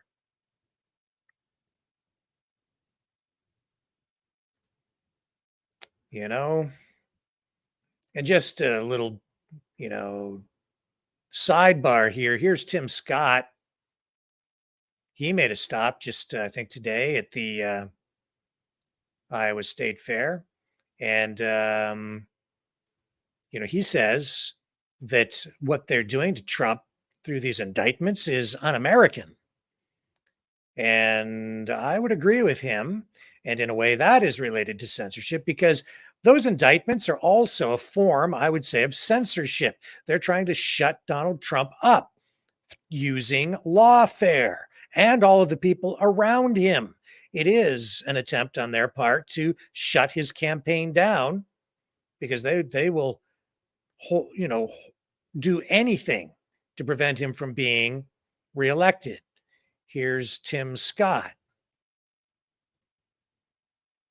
Quick question for you, if we could start off with the latest indictment of your chief rival, Donald Trump. I know we've talked about the two-tiered system of justice, you see it in the past, but if we could look into Georgia specifically, right? We all heard that phone call with the former president, then president at the time, where he said, just find me the requisite number of votes that I would need. Doesn't that feel anti-American? Doesn't that feel like not what a president should do? Always continue to say it as I see it, which is that we see the legal system being weaponized against political opponents. That is un-American and unacceptable.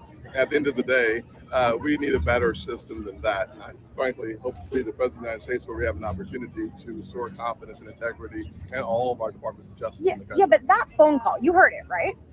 Yes, but we've just drawn different conclusions. The next You question. think So censorship can come and, be enacted or used in a variety of different ways. And in this case, with Trump, it's lawfare. That is a form of censorship.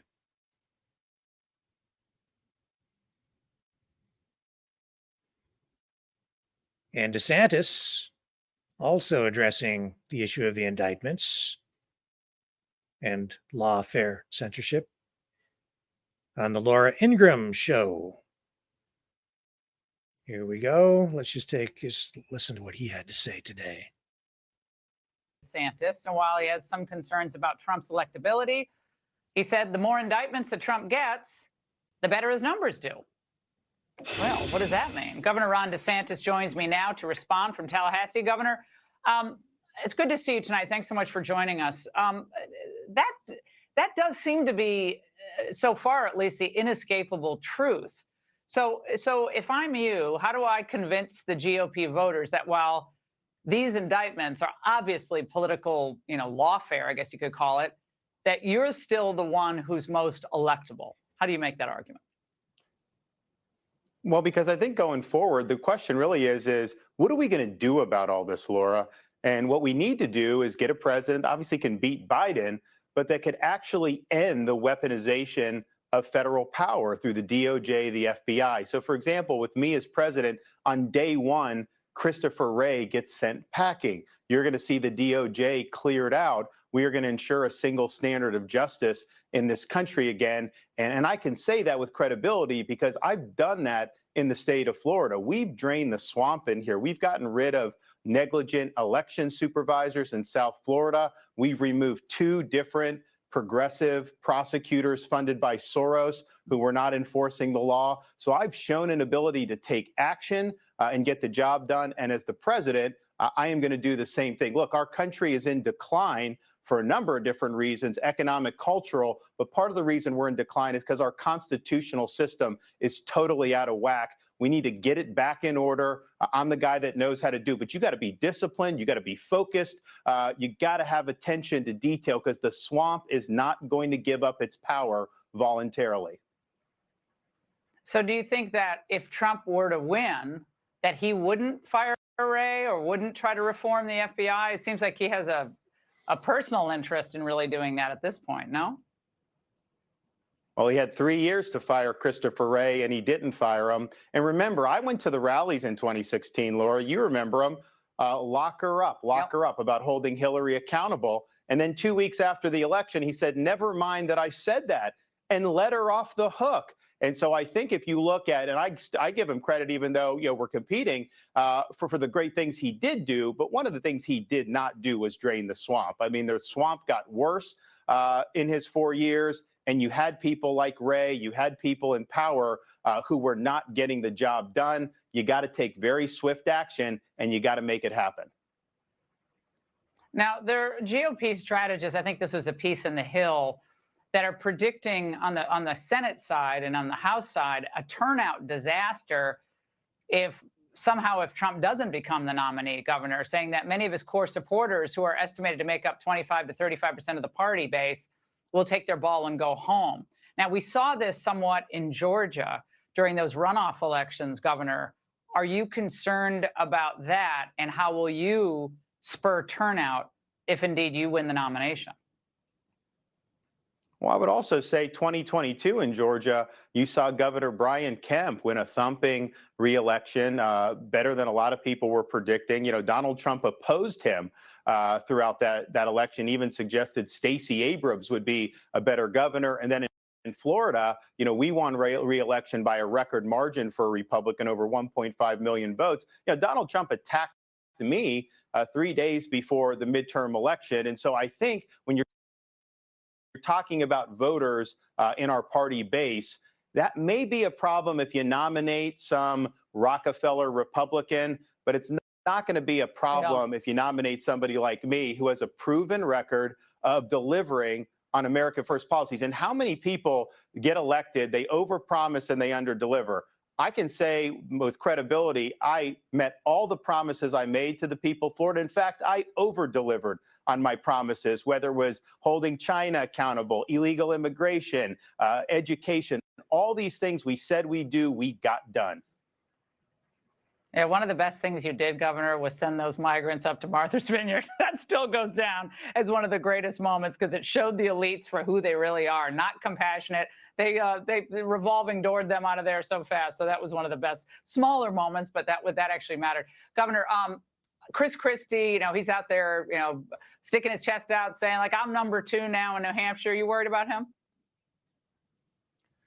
No, look, I think that at the end of the day, we're doing what we need to do on the ground in Iowa, New Hampshire. We're going to be back there this weekend, and we're going to get the job done. I think a lot of these guys are, doing this and doing that. We're going to be able to get on the debate stage, and we're going to be able to hash it out. And I think I'll be able to show that I'm the guy that's got the vision. I'm the guy that can get the job done electorally. And then most important, actually get all this stuff done, because we've been talking about so many of this all this stuff, from illegal immigration and the border, dealing with China, all this stuff. Now is the time to do it. And if we don't do it in 2024, I don't think we're going to be able to get the job done in our lifetime. So this is a key election so we can reverse the decline of this country and give us a new birth of freedom. There we go. So a different perspective there from Ron DeSantis. Let's take a brief break, and I will be right back. Don't go away. More to come. The New World Order. Government overreach. The Great Reset. Mainstream media lies. Now more than ever, independent voices are needed. Donate now at freedomreporters.com. That's freedomreporters.com. Maverick News. The antivirus program for your mind.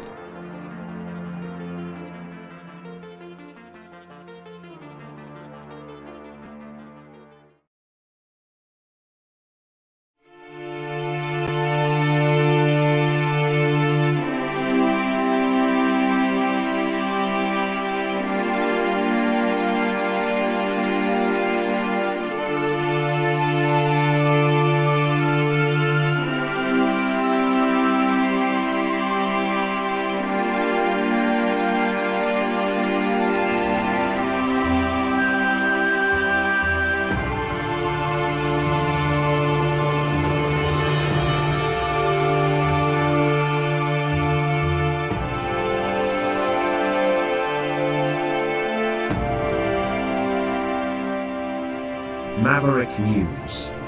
The world is watching.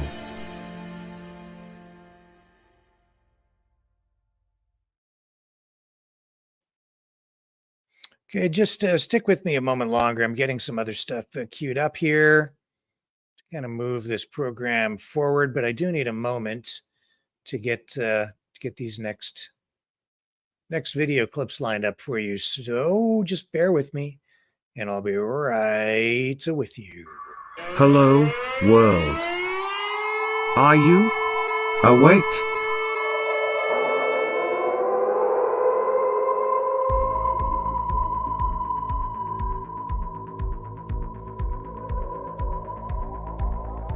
Uniting humankind by liberating millions of minds at a time. Maverick News. The world is watching.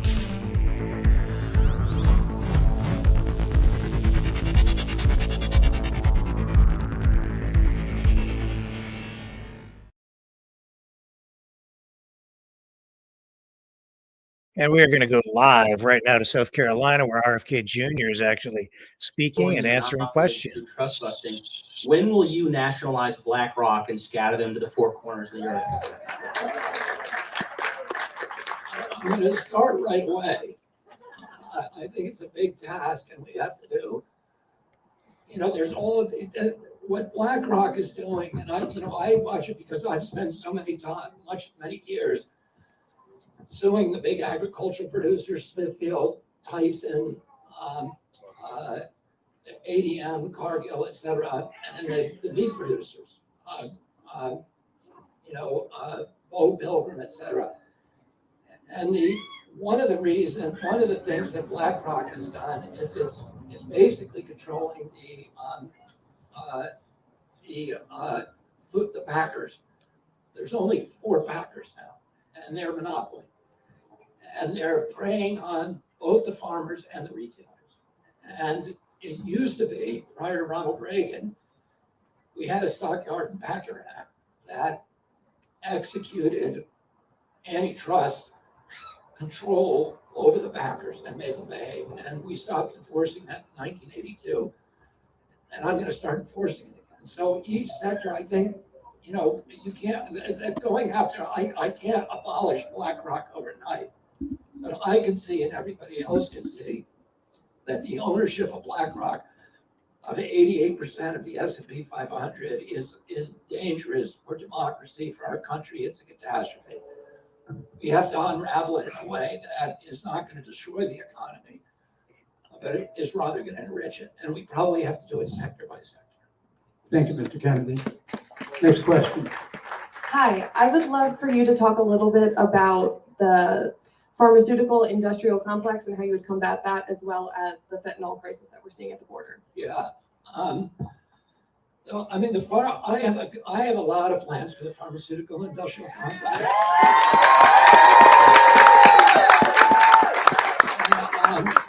And I think one of those plans is why the corporate media hates me, because so intensely, so ferociously, because I have said that as soon as I get in there, I'm going to issue an executive order for the FDA and FCC to get pharmaceutical ads off of television.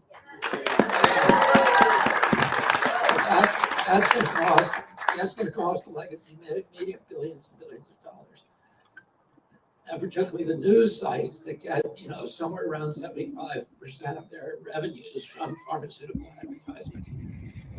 I'm also going to, I think the thing that really is going to clean up I'm going to go the first week in office, I'm going to go down to Bethesda and I'm going to go to NIH with a $42 billion annual budget. And I'm going to say, okay, everybody, we've done a lot of science on infectious disease. We're going to give infectious disease a break for a decade or so.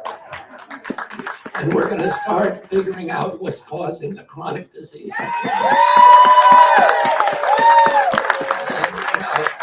And how do we end that overnight? We're going to identify the exposures that are causing autism, food allergies, autoimmune disease, juvenile diabetes, rheumatoid arthritis, all of this epidemic neurological disease, ADD, ADHD, speech delay, language delay, tics, Tourette syndrome, narcolepsy, the allergic disease like peanut allergies, eczema, asthma. Why did all these explode in 1989? We're going to be able to figure out very quickly, because the databases are there. CDC won't let anybody in them. I'm going to open source them, and then I'm going to take that $42 billion budget that NIH is now using primarily to develop new drugs for the pharmaceutical industry. And I'm going to say, we're not doing that anymore. What we're doing now is we're going to study what's causing chronic disease, and then we're going to end those exposures. And then I'm going to call the journals into the Attorney General's office. And I'm going to say, if you keep retracting articles that are true, and if you keep publishing articles by the pharmaceutical industry to promote their products when you know they're lies, we are going to go after you with a racketeering suit. Thank you, Mr. Kennedy. Thank you. I got a lot of other stuff. I'm on a curfew now.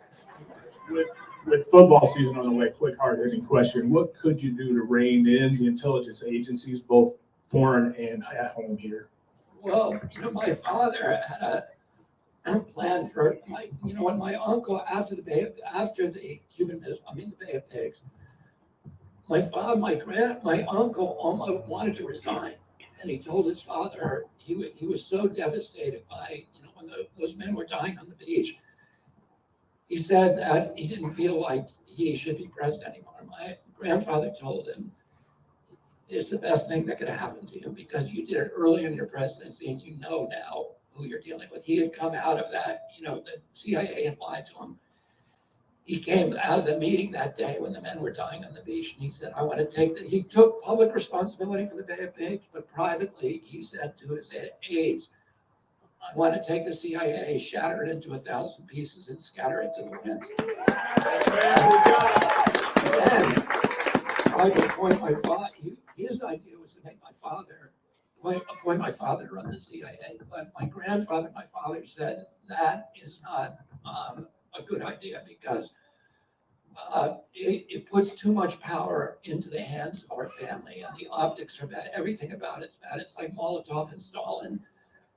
it would be even worse if they were brothers, right? And so it's not good for democracy. But my father, a week before he died, was asked by one of his best friends, Peter Hamill, who's a reporter, what are you going to do about the CIA? And my father told him, I'm going to split the plans division, which is the action, the dirty tricks division that fixes elections, overthrows leaders, coup d'etats, murders people, etc.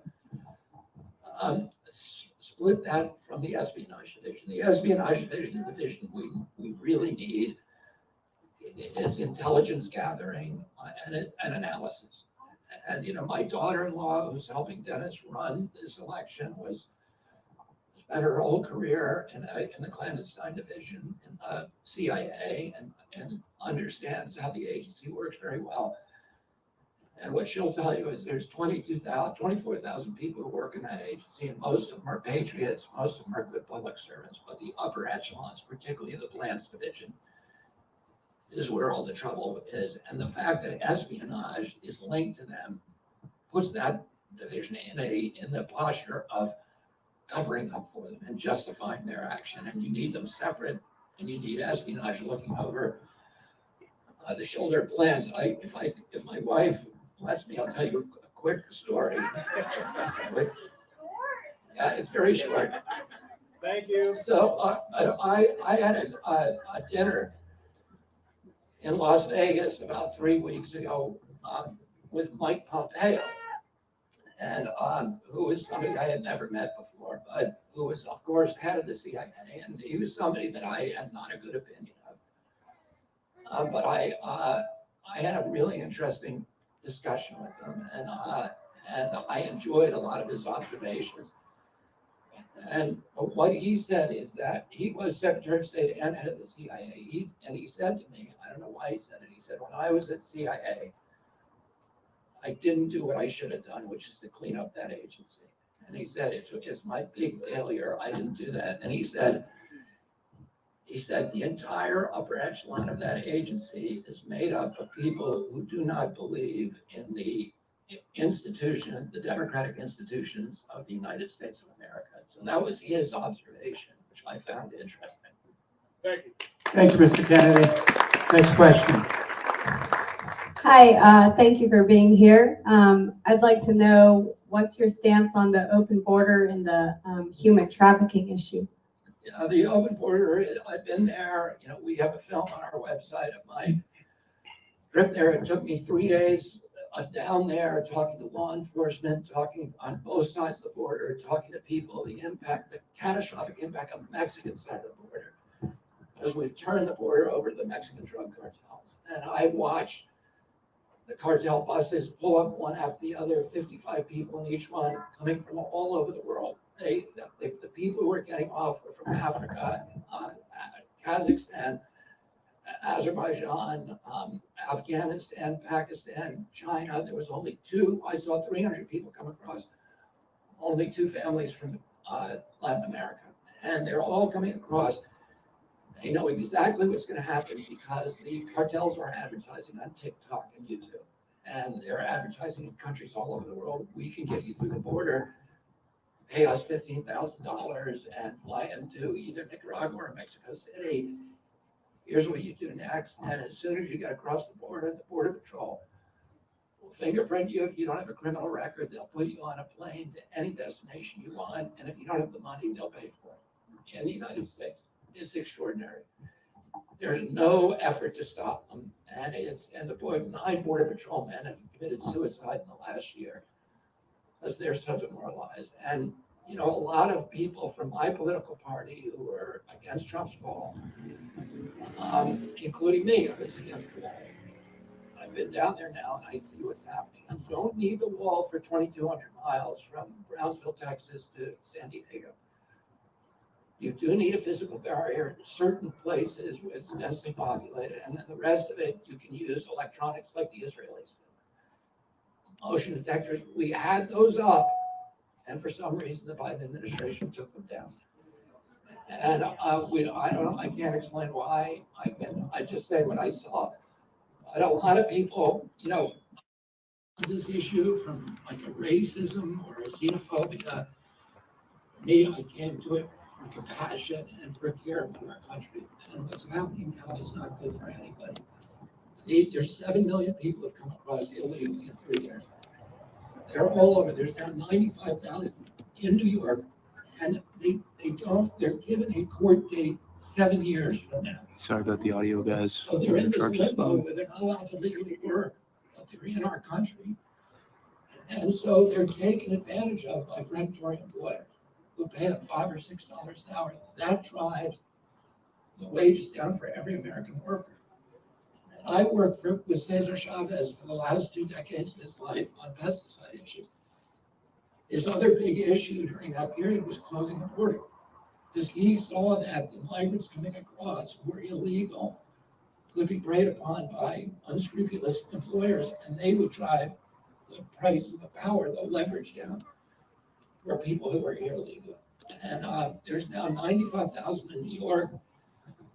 They're starting encampments for them on Roosevelt Ave. So they're using the soccer fields and the baseball fields. So our kids who were locked up for 3 years during the lockdowns finally get out on those soccer fields. Now they're being told you can't do it. And Bloomberg reported that that Mayor Adams is considering using Central Park, parts of Central Park, as refugee camps. So and they're crushing the social service networks. So I'm going to close the border. The good news is that you can do it. I talked to everybody down there, law enforcement, border patrol, etc., all says you can easily do it. And the big obstacle is that we need more immigration judges. We need asylum judges. Yeah. And we need enough asylum judges that they can adjudicate those cases in 1 day at the border. If you let people in here for 7 years before their case adjudicated, the game over. And 85% of the claims for asylum are turned away. They're regarded as frivolous. When we were there the night that we went down there, watched 300 people come across. The first 110 were from Africa. They were young men from West Africa, and then the others were all from Asia. I sent only 2 families from Latin America, and those were the only 2 families who had asylum claims. Everybody else we talked to said, "I'm here to make a better living," and then you have to go through the legal door. Yeah. So I, would make it easier for people to make a legal path to citizenship, to do workers programs where people can go back and forth, close the border completely.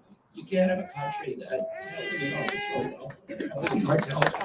Thank you, Mr. Kennedy.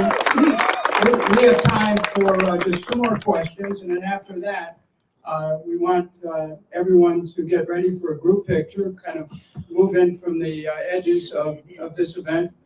And so, and then after that, I'm hopeful that we'll be able to take some selfies. Is that possible, Mr. Kennedy? Yes. Okay, great. Okay, next question. Hello, Mr. Kennedy, Timmy Downing.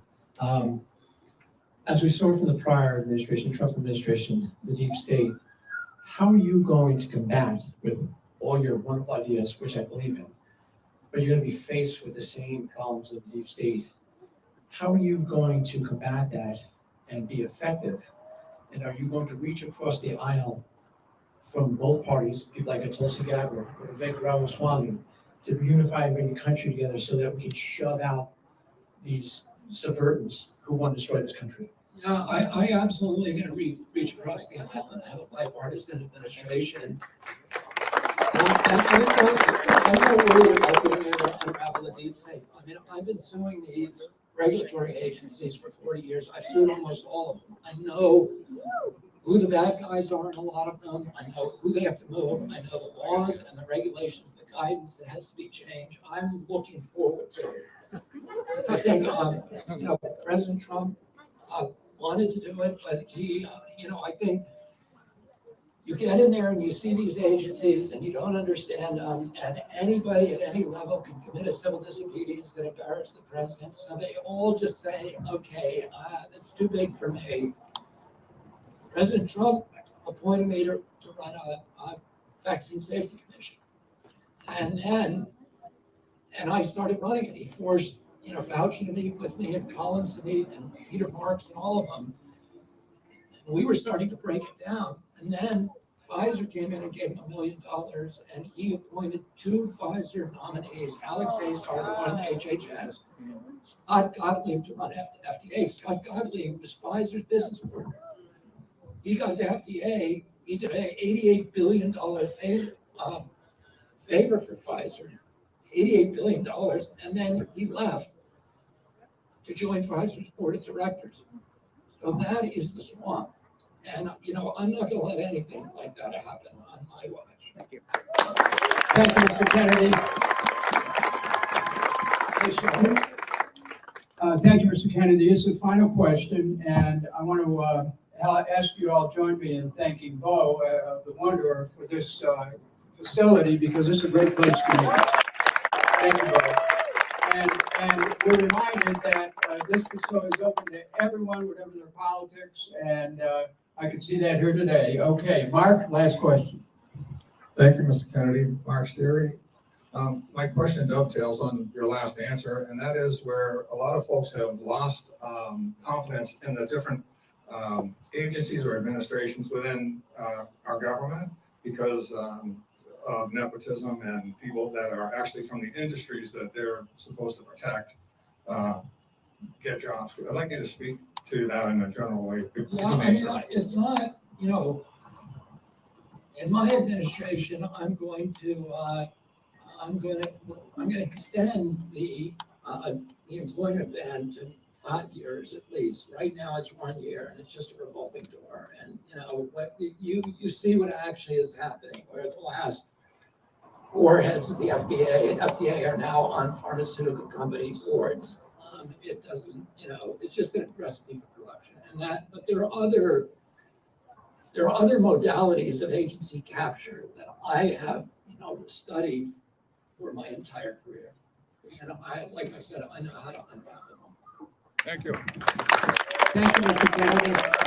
Okay, we're going to get ready to take a picture right now, and when the staff photographers come forward, thank you. Go up to the stage, the staff photographers. Okay, let's move them up there. Go ahead. But we're taking a picture of the whole crowd with me and Charles. Okay, so that's the speech. I'll just kind of keep an eye on things there in case anything else newsworthy happens, but that's just people posing for photos with RFK Jr. now. So we got to the meat of the matter there. Let's take another quick break, and I'll come right back with more. The New World Order. Government overreach. The Great Reset. Mainstream media lies. Now more than ever, independent voices are needed. Donate now at freedomreporters.com. That's freedomreporters.com. Maverick News. The antivirus program for your mind.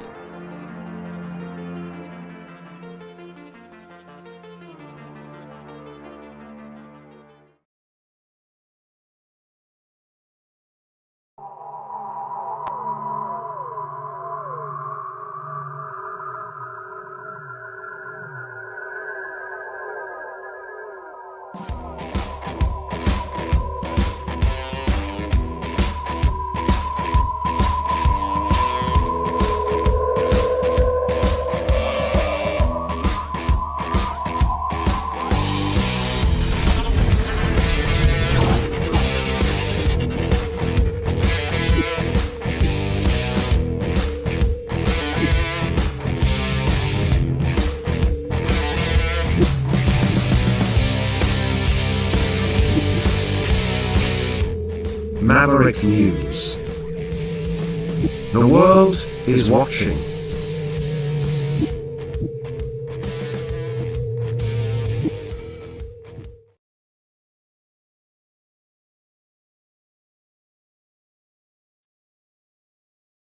So I can tell you that all these indictments and all these efforts to kind of shut Trump down, shut him up, shut down his campaign team. Nothing still seems to be standing in his way. It seems that every time he is attacked, he comes out stronger. And that is the case again.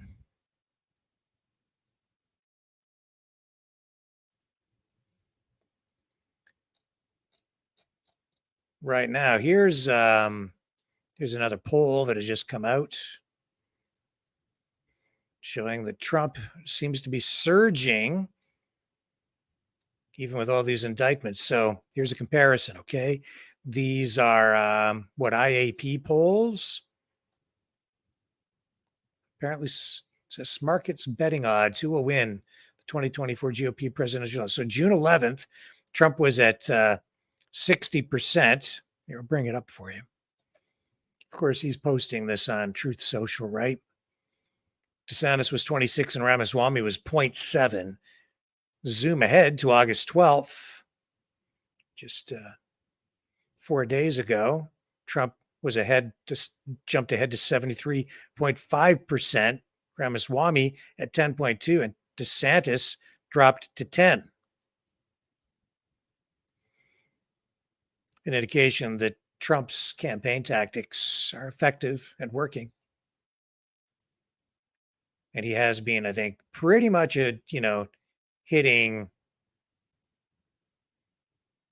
DeSantis hard, focused on DeSantis, and his attempts to kind of take the wind out of Ron DeSantis' sails has been working. But it was Ramaswamy, I think, who scored the biggest points.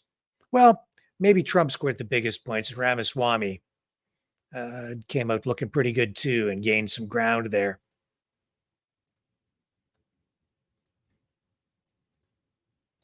And Mike Pence, for his part,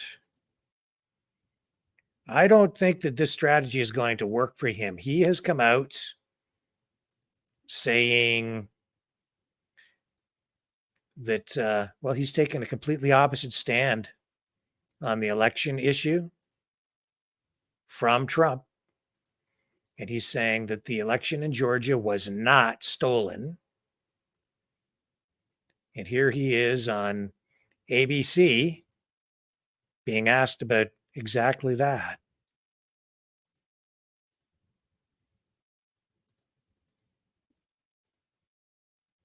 $11,780 votes.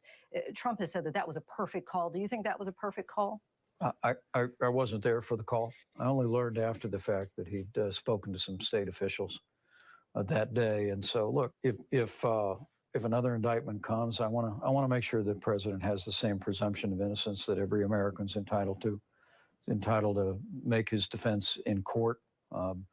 But for my part, I know I did my duty on a fateful day in January of 2021. There are people who say that these indictments are politically motivated. I'm curious if you think that this is all about politics or if there's some legitimacy to these indictments. And part of that potential looming indictment would be that Trump used public office to enrich himself. Curious if you think that either are true. Well, look, I lived through 2.5 years of the Russia hoax and the Mueller investigation. And now it's been confirmed that FBI agents falsified documents in an effort to upend our election in 2016. We lived through an ongoing assault. Look, the American people have every right to be concerned about unequal treatment under the law. The indictment that took place in Manhattan was appalling. I was one of the first to denounce. Talking more specifically. I was one of the first to denounce, Lindsay, a search warrant executed against the home of a former president of the United States. But look, I understand those concerns. On Friday, there was a special counsel appointed to deal with matters related to Hunter Biden. Is it your belief that you would make this part of the campaign, the president's son, his private dealings? Well, I think the appointment of special counsel is welcome, and frankly, it's overdue. I mean, where the Attorney General has a conflict of interest, the law requires that a special counsel be appointed. And I don't understand why it's taken this long with so many questions swirling around Hunter Biden and the president's family during the time that he was vice president of the United States, that now and only now we have a special counsel appointed. I hope that they'll do their job without fear or favor, but the appointment of a prosecutor who was already involved in these investigations has undermined confidence. That's why I'm also grateful that House Republicans will continue to examine the facts, examine the record, and bring it forward to the American people.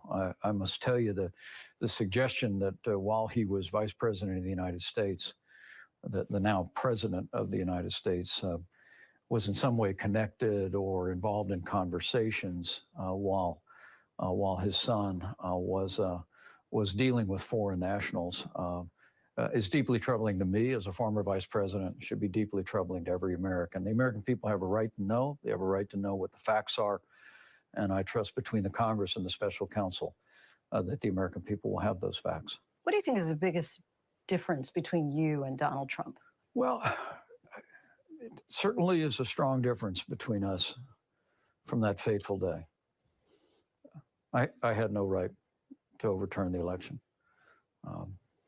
And the American people deserve to know that President Trump asked me to put him over my oath to the Constitution, but I chose the Constitution. And I believe that no one who puts himself over the Constitution should ever be president of the United States, and no one who asks someone else to put them over the Constitution should ever be president of the United States again. It's part of the reason why I'm running, but it's not the only reason. And the truth is, back in 2016, Donald Trump promised to govern as a conservative, even though he'd had a diverse political past and had taken different positions on issues important to conservatives. Many people thought that when he selected me as a lifelong conservative as his running mate was evidence that he would. And I must tell you, I'm incredibly proud of the record of the Trump-Pence administration. President Trump and I did govern as conservatives, created a conservative record that I'm very proud of. But the truth is, while he made that promise in 2016, he makes no such promise today. I am curious to follow up on that because you said, and you've said it before, that no one who puts themselves over the Constitution should be president. But that being said, in order to appear on the debate stage, you have to sign this pledge that says you're going to support the nominee. If Trump is to be the nominee, how do you square that with then voting for him? Look, I just have a lot of confidence in Republican voters. Caucus goers here in Iowa, primary voters starting in New Hampshire and all the states across the country. Look, everywhere I go, people stop us on the street and say, thank you for running. I mean, I know all the attention with you all in the national media, and much of the public debate is around events swirling around the president of the United States and also the failed record of the Biden administration. But I think as time goes on, you're going to see Republican caucus goers and primary voters do what they've always done before, and that is they're going to shape the standard bearer for a party fitted to the times. I believe that different times call for different leadership, and that Republicans want to see us get back to that agenda that used to carry us to majorities in national elections and will again. More important than that, though, it's an agenda that's always benefited all of the American people with greater prosperity and greater security. And so enough. He is split so far from Trump. The Trump base will not support him. I don't think he stands a chance. Like him or not, I think that's just the political reality of it. He's got problems. So too does Trump. That is evident. You know what? Stay with me. I've got some other stuff for you, just in a slightly different vein. We're going to talk about the carbon tax and electric vehicles. The CEO of Ford went on a long trip in a Ford F-150 Lightning pickup truck and ran into some trouble. We'll tell you all about it when we come back.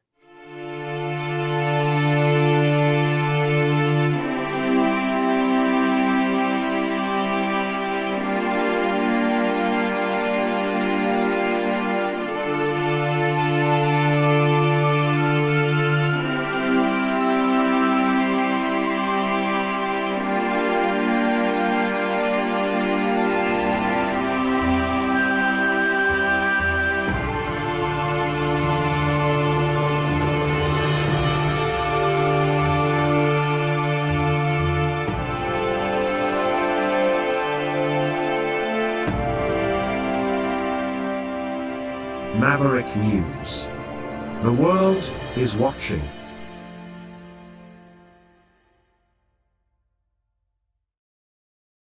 So Ford's chief executive officer, Jim Farley, went on a kind of a cross-country tour in a Ford F-150 Lightning pickup truck, electric. Now, he ran into some problems, and we'll tell you about that in just a moment. And he's pretty candid, very open about it, honest. And I really appreciate that and salute him for being honest about it, because there's a problem that needs to be addressed. But he was taking this trip down Route 66, that iconic highway that has always, well, since the dawn of the automobile age, it's connected the country together, right? And was the route to take in the pre-super highway era. And of course, it's a little piece of America, a big piece actually of Americana at this point. But there's Jim Farley rather, taking this trip across America and doing it in a new digital way by posting to social media during his trip. So he starts off in this F-150 Lightning and talks about using autonomous driving, which is, of course, new technology, and it is transforming the way automobiles are being used and the way mobility is going to be used to keep America on the road and connected. Hi, everyone. Well, I have this great opportunity to evaluate Blue Cruise, this new pre-production software. No one has it, but evaluating it so far here in California, and it's doing great. I love it. It is a big, big difference from 1.0 that I use every day. So really proud of the team. I mean, I could do lane changes, no problem. It's effortless. I mean, we're going to drive all the way to LA on Blue Cruise, hands-free. So, kind of promoting that, talking about it in a very positive way. But Jim Farley also had a problem. Same kind of problem that I ran into this week when I was on my way to Toronto in an electric vehicle, and I had some issues finding chargers, a charger that was functional, that would work. So the CEO of Ford, running into the same darn problem on this cross-country trip that he was on, and here he is being just brutally honest about it and acknowledging that consumers need to be served better with this new electric vehicle technology, if indeed America's fleet of automobiles and trucks and all vehicles is going to be electrified. Charging has been pretty challenging. I stopped at one of the most popular charging sites in the country on the I-5 in Kalinga, a big Tesla supercharger network there, and I went to a low-speed charger. It took me about 40 minutes to get 40%, but it was a really good reality check. The challenges of what our customers go through and the importance of fast charging and what we're going to have to do to improve the charging experience. Absolutely. I'm honestly still not sold on this idea of electric vehicles at all. Now, the ones that I've been driving have been great to drive, but I just have other concerns that aren't directly related to the vehicles themselves. It's about the government approach. It's about the batteries. It's concerns about what it's going to do to the environment when these things need to be recycled.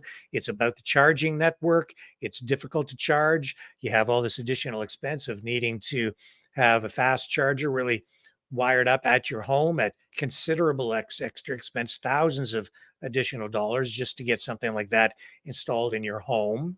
The cost of that may come down over time. I can tell you that the rate to charge at these public chargers right now is about $25 per hour. It takes about 40 minutes or so to fully charge your vehicle to get about, let's say 400 kilometers of range. So that's actually fairly cost effective overall when compared to gasoline. To get 400 or 450 kilometers of range with about a 45 minute charge, you're looking at say about $20 for the energy to take you that distance. That's a lot. That is less than the cost of gasoline. Nevertheless, the cost of electricity, I think, will increase over time.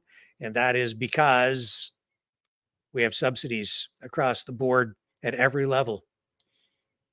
The last electric vehicle that I drove was worth about, say, $60,000, $65,000, nicely equipped, great car. But every component in that thing has been subsidized in some way by government. And then the electricity is subsidized. Everything about it is subsidized. There's just government money pumped into that thing at every level. So what's the real cost? I would say it's probably double. And the auto companies are still losing money on every electric vehicle that they sell. Now, there you have the CEO of Ford in this public relations exercise, really taking this Ford F-150 Lightning pickup truck across the country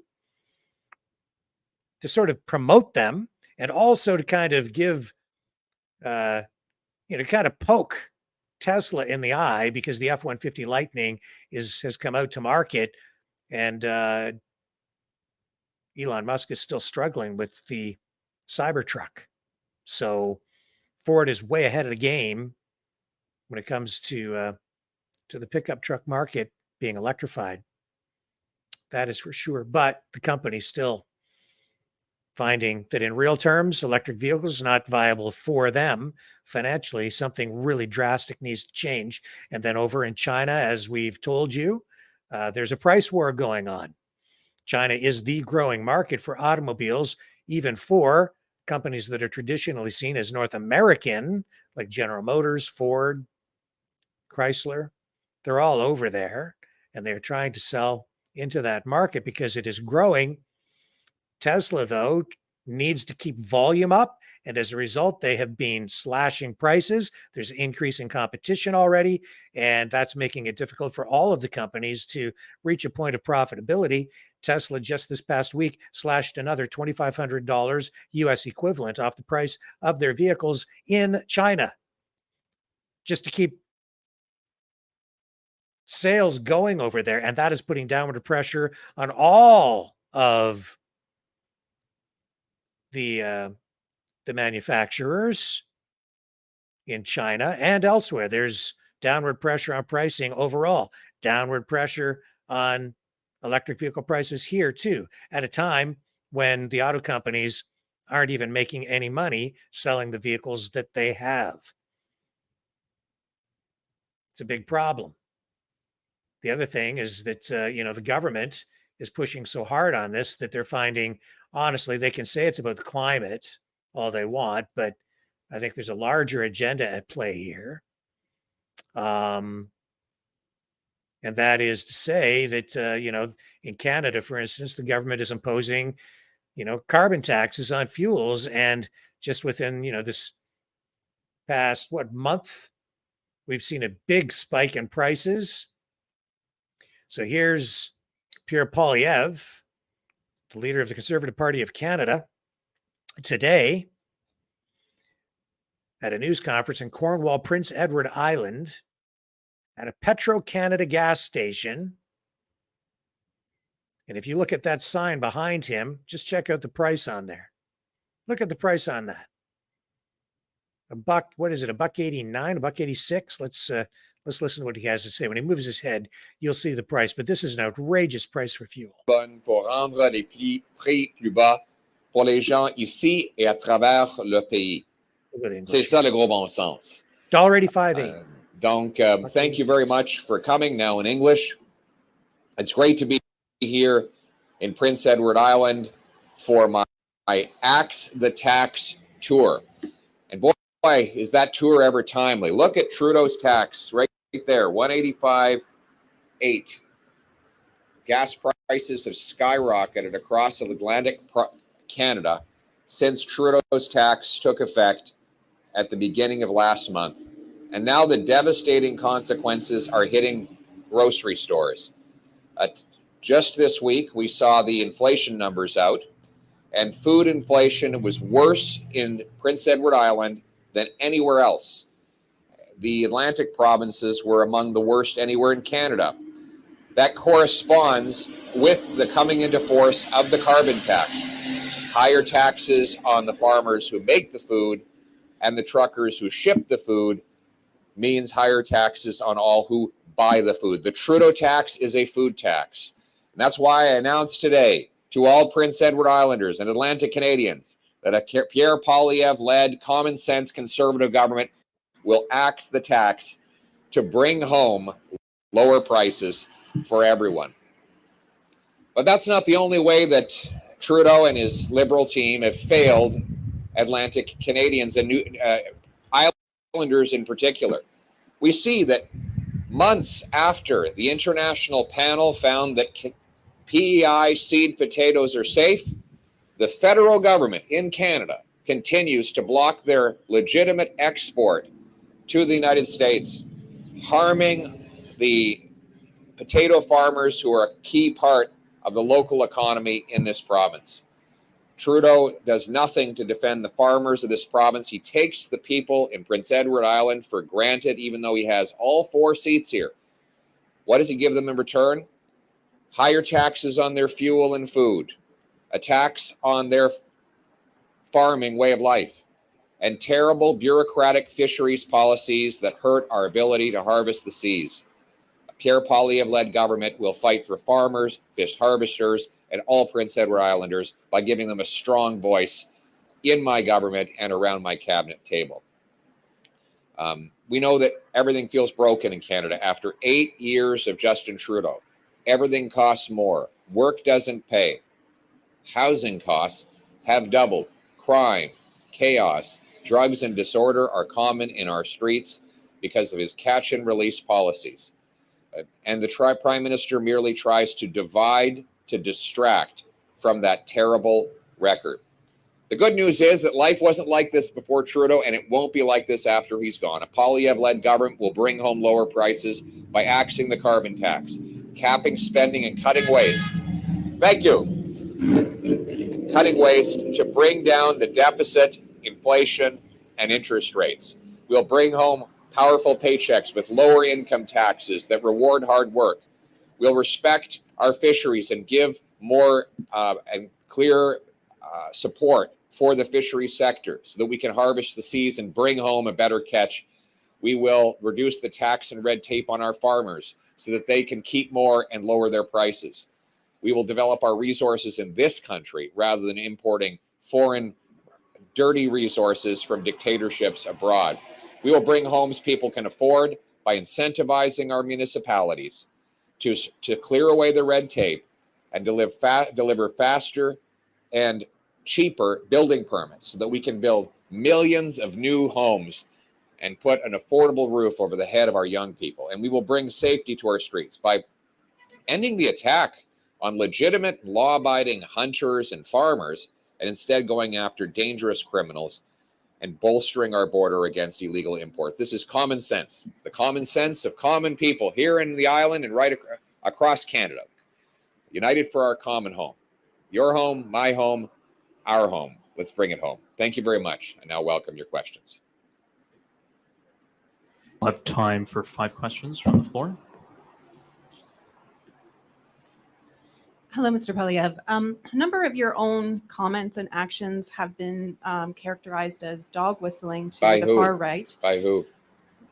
by a number of By different. who? But I think it's been By who? characterized by that way. But By are who? you trying to Sorry, court? Are you just trying need to I court need to the far clarify. right Sorry, vote? I just need to clarify. By who? By a number of different experts and a number of Who are the different people experts? who work who are the work in experts? this. Okay, well, I think All it's right. been established that Right. this is a I- concern. it's Are not- you trying to court the far right vote? Who are these experts? You say that there are experts who are saying this. Who are they? My question is, are you trying to court the Sorry, far right vote? I am sorry. Your question seems to be based on a false premise. You can't even tell me who these experts are. It sounds like it's just a CBC smear job. Thank you. But Next but what question. about the question about whether that's The answer that's is that intention? I have a common sense agenda to axe the carbon tax, bring home powerful paychecks, clear the way to build affordable homes, to put people in housing that they can afford. That is a common sense, mainstream Canadian agenda. And I know that Justin Trudeau's supporters are so desperate to distract from that because his political career is falling apart. So we're seeing an attempt here to distract and protect Justin Trudeau from his extremely unpopular carbon taxes and other failing policies. But we won't let him or his or others distract from that reality. So thank you. So you're not going to Next answer that question. question?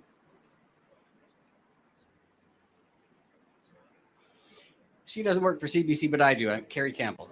Thank you for taking my question. Prince Edward Islanders are still cleaning up from post-tropical storm Fiona, and now they've been told to prepare for another very active hurricane season this year. So if you axe the carbon tax, will you have another plan to try to reduce Canada's emissions? And if so, what is that plan? The plan is to, instead of bringing up the cost of traditional energy that we need, let's bring down the cost of low carbon alternatives that are promising for the future. Let's green light green projects like tidal wave power that was proposed for Nova Scotia that would have brought clean, renewable power from the oceans onto the grid in Atlantic Canada. Let's speed up safe approval of nuclear power so that we can bring clean, green, emissions-free nuclear energy onto our grid. Let's incentivize and sign off on carbon capture and storage so that our energy sector can put the carbon right back in the ground where it came from. In other words, let's green light green projects rather than trying to raise the cost of traditional energies that are still required. Look out at these roads here. These people need to drive vehicles. If you're coming into Charlottetown from Cavendish, you can't do it by transit. You can't do it by bicycle. You know, Chrystia Freeland came to PEI recently and said that everyone should just ride a bicycle if they're worried about $1.86 a liter gas prices. That's not realistic, and it does nothing for our environment. What we need is to lower the cost of carbon-free alternatives rather than raising the cost of the energy that Canadians still require. Thank you. Oui, merci. Nous devrions donner le feu vert au projet vert. So I think that's enough, Pierre, for tonight. But yeah, $1.86 a liter, man.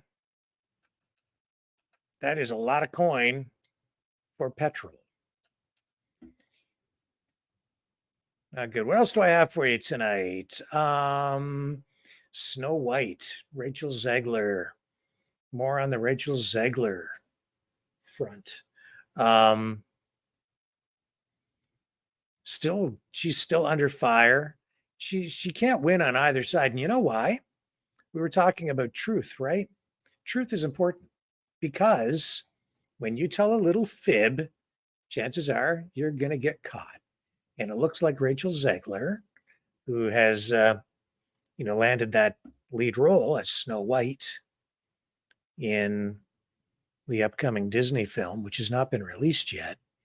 Well, she was saying how much she loves Snow White, and it was such a big part of her childhood. But then some other clips surfaced online where prior to all of this, she had been on a show saying that she only ever watched it once, didn't really like it, went on on the Snow White ride when she was a kid at the Disney amusement park, and was terrified and didn't like it. So people are taking exception to that. So she was, I guess, telling a little fib where inside, and the truth is she never really liked Snow White. But for promotional purposes, she loves it. and then she came out at that event, and she was, surrounded by other celebrities, and she was questioned by the media, and she said, that the remake will kind of reject the original storyline, and the prince will play. I don't even know if the prince will play any kind of a role in the movie. So it's trying to say that it's sort of well, what am I saying? Snow White has gone woke. We talked about it the other night. There's been a huge public backlash against it, and I'm glad, because the original I say the original Snow White, but the 1937 Disney movie, Snow White, animated, is a masterpiece. The art, just mind-blowing. The quality, it stands up today. We're talking about something almost 100 years old now. It's 2023. We're not quite to a century, but man, we're getting pretty darn close. Shows you how old I am. I wasn't alive in 37. I'm not that far off. I'm getting up there. Man, think about that for a moment. A movie made almost a century ago, and it still stands up today, even in terms of, visual effects and quality. Stands up to anything CGI. I see a lot of movies today that are produced using computers that look just trashy cheap compared to what that Disney film from 37 looked like. As I said before, every frame touched by human hands, because every frame was a cell. The technology they used back then was to literally create cells and then have certain portions of each cell change. The artists would manipulate each cell to add motion to each one basically being a frame of film or a series of frames within the film. 24 frames per second is the standard. And the artists would hand draw these things and paint them. Teams of artists. And Zegler coming out criticizing the original. Not respectful is really what it comes down to. Classic story. And even people who, on the feminist side of things, are saying that what she's had to say about the film now is not really necessarily even feminist, because not all feminists do want to reject relationships with men. So she's under fire on all sides. And she's on social media now, under attack. And because she's being sort of criticized for what she's had to say, because she hasn't chosen her words carefully enough, I think she was just trying to out woke the woke in Hollywood and out virtue signal them.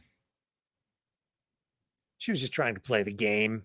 Maybe she really believes it, but play the game nonetheless. And she's coming out on the wrong side of this one. It hasn't helped her at all. It's hurt her quite a bit. Now she's kind of playing the victim, which I think is going to make it even worse for her. Here she is in this clip. Video is going to get taken out of context. And I know that at this point, I can't really stop people from doing that, because that's what my whole existence on the internet is just me being taken out of context and stuff, which is fine. That's what I signed up for, isn't it? But I never want it to come off as me being ungrateful for the opportunities I have when I say that this has been the biggest adjustment of my life, like understanding the way my life operates now, being who I am, and the things that I've been so fortunate to make. It comes with so much ground that I never thought I would be able to cover, and that people think I'm doing poorly, and other people think I'm doing gracefully, and I don't think I'm doing it at all. So when I tell you that it's hard, I just mean to be inside my brain. That's hard. And I'm there 24/7. I can't get out of it. And I don't know if that will make sense, but that's where I'm at. I'm so grateful for the things that I'm able to do. And a lot of what I'm able to do is because of you guys.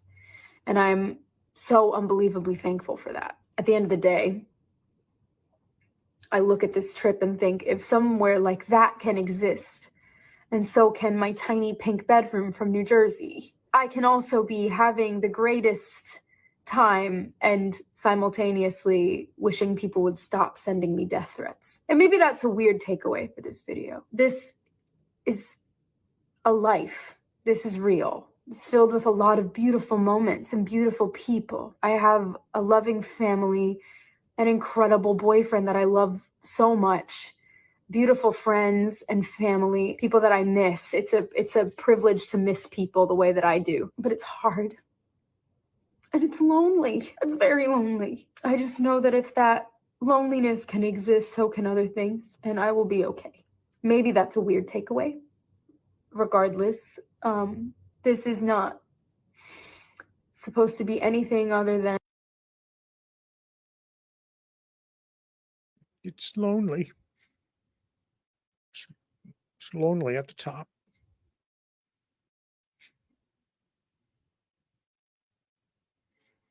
What's she getting paid to be Snow White? Oh, man. Oh, wow.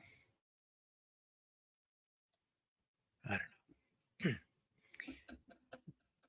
No respect. I look at hockey stars, you know, like like Wayne Gretzky meeting Gordie Howe. There's like huge respect there. I just look at a lot of people. You look at Mike Tyson meeting Muhammad Ali.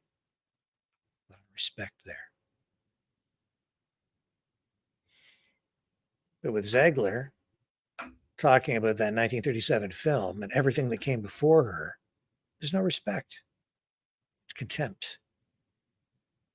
That seems to be a big problem in Hollywood generally, a big problem on the neoliberal woke side, a big problem in our society today. There's no respect for what has come before. We've a generation that has lost all respect for what the country was, for those who built it, and everybody, not everybody, but so many people are just so eager to tear it all down, tear it all apart, discard the whole thing with no regard for what is good about it. Being a conservative means preserving the best of what is present that has come from the past, being respectful of that, preserving it, and then moving forward, trying to improve on the things that need to be improved in order to create a more perfect union, more perfect. Not that it is perfect. Or a better country, a better society, better communities. Keep striving to make it better every single day. People have lost sight of that method in favor of, well, if we're going to build something new, we got to tear it all down, including the people who are in power right now. And it turns into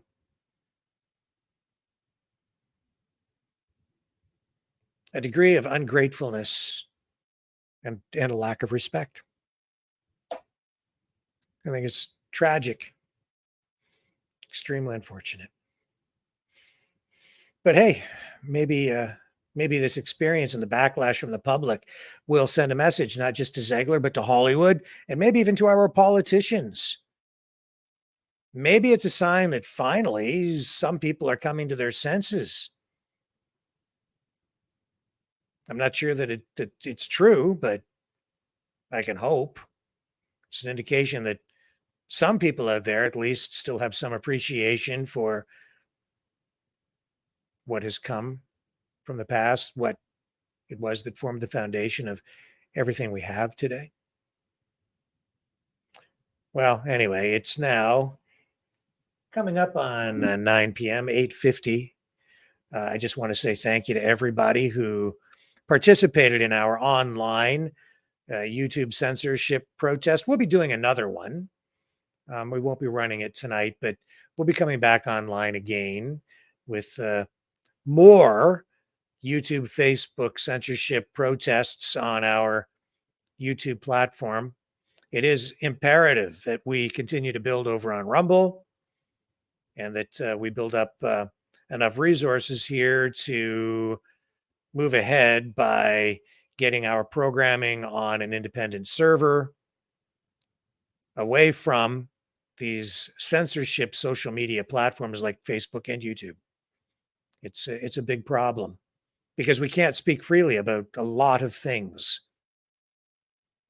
And I'm not sure where the RFK Jr. legal battle will end up as he tries to hold YouTube, Google accountable and other social media platforms so that he can move ahead with his campaign. But we'll keep an eye on that too. I just know that we can no longer rely on Facebook. We're not on there at all tonight. And everything over there is suppressed. And on YouTube, not there. Well, actually, we are there tonight, but most nights we're only there for a portion of the broadcast. So please subscribe over on Rumble if you haven't already. And we'll get our website fired up in a more efficient way as well, so you can watch directly through there, which you can watch episodes over there right now, but all that stuff is actually flowing through the YouTube app. And I do have a way to get the programming on the server, but all that costs money. And that's why we need your support. So if you are so inclined to support the program, you can donate at freedomreporters.com. That'll take you straight to the donation page. You can also donate at maverickdonations.com. That's our second donation page at Give, Send, Go. If you are over on Rumble tonight, you can also donate through the Rumble Rants. And thank you to those of you who have supported us in the past and tonight. Greatly appreciate you guys helping out. And if you do subscribe over on our YouTube channels, make sure you ring the bell. So like, share, subscribe as always, and truly appreciate the time that you guys spent with me here tonight. I should be back tomorrow night at 6 p.m. Eastern Standard Time here on the Maverick News Channel. Thank you guys again. And I just need to find the right thing to push here to close off the show. Where did our closer go? Where'd you go? Where'd you go?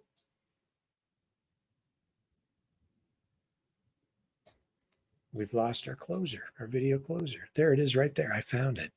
So yes, I will be back tomorrow night, 6 p.m. Eastern Standard Time on the flip side.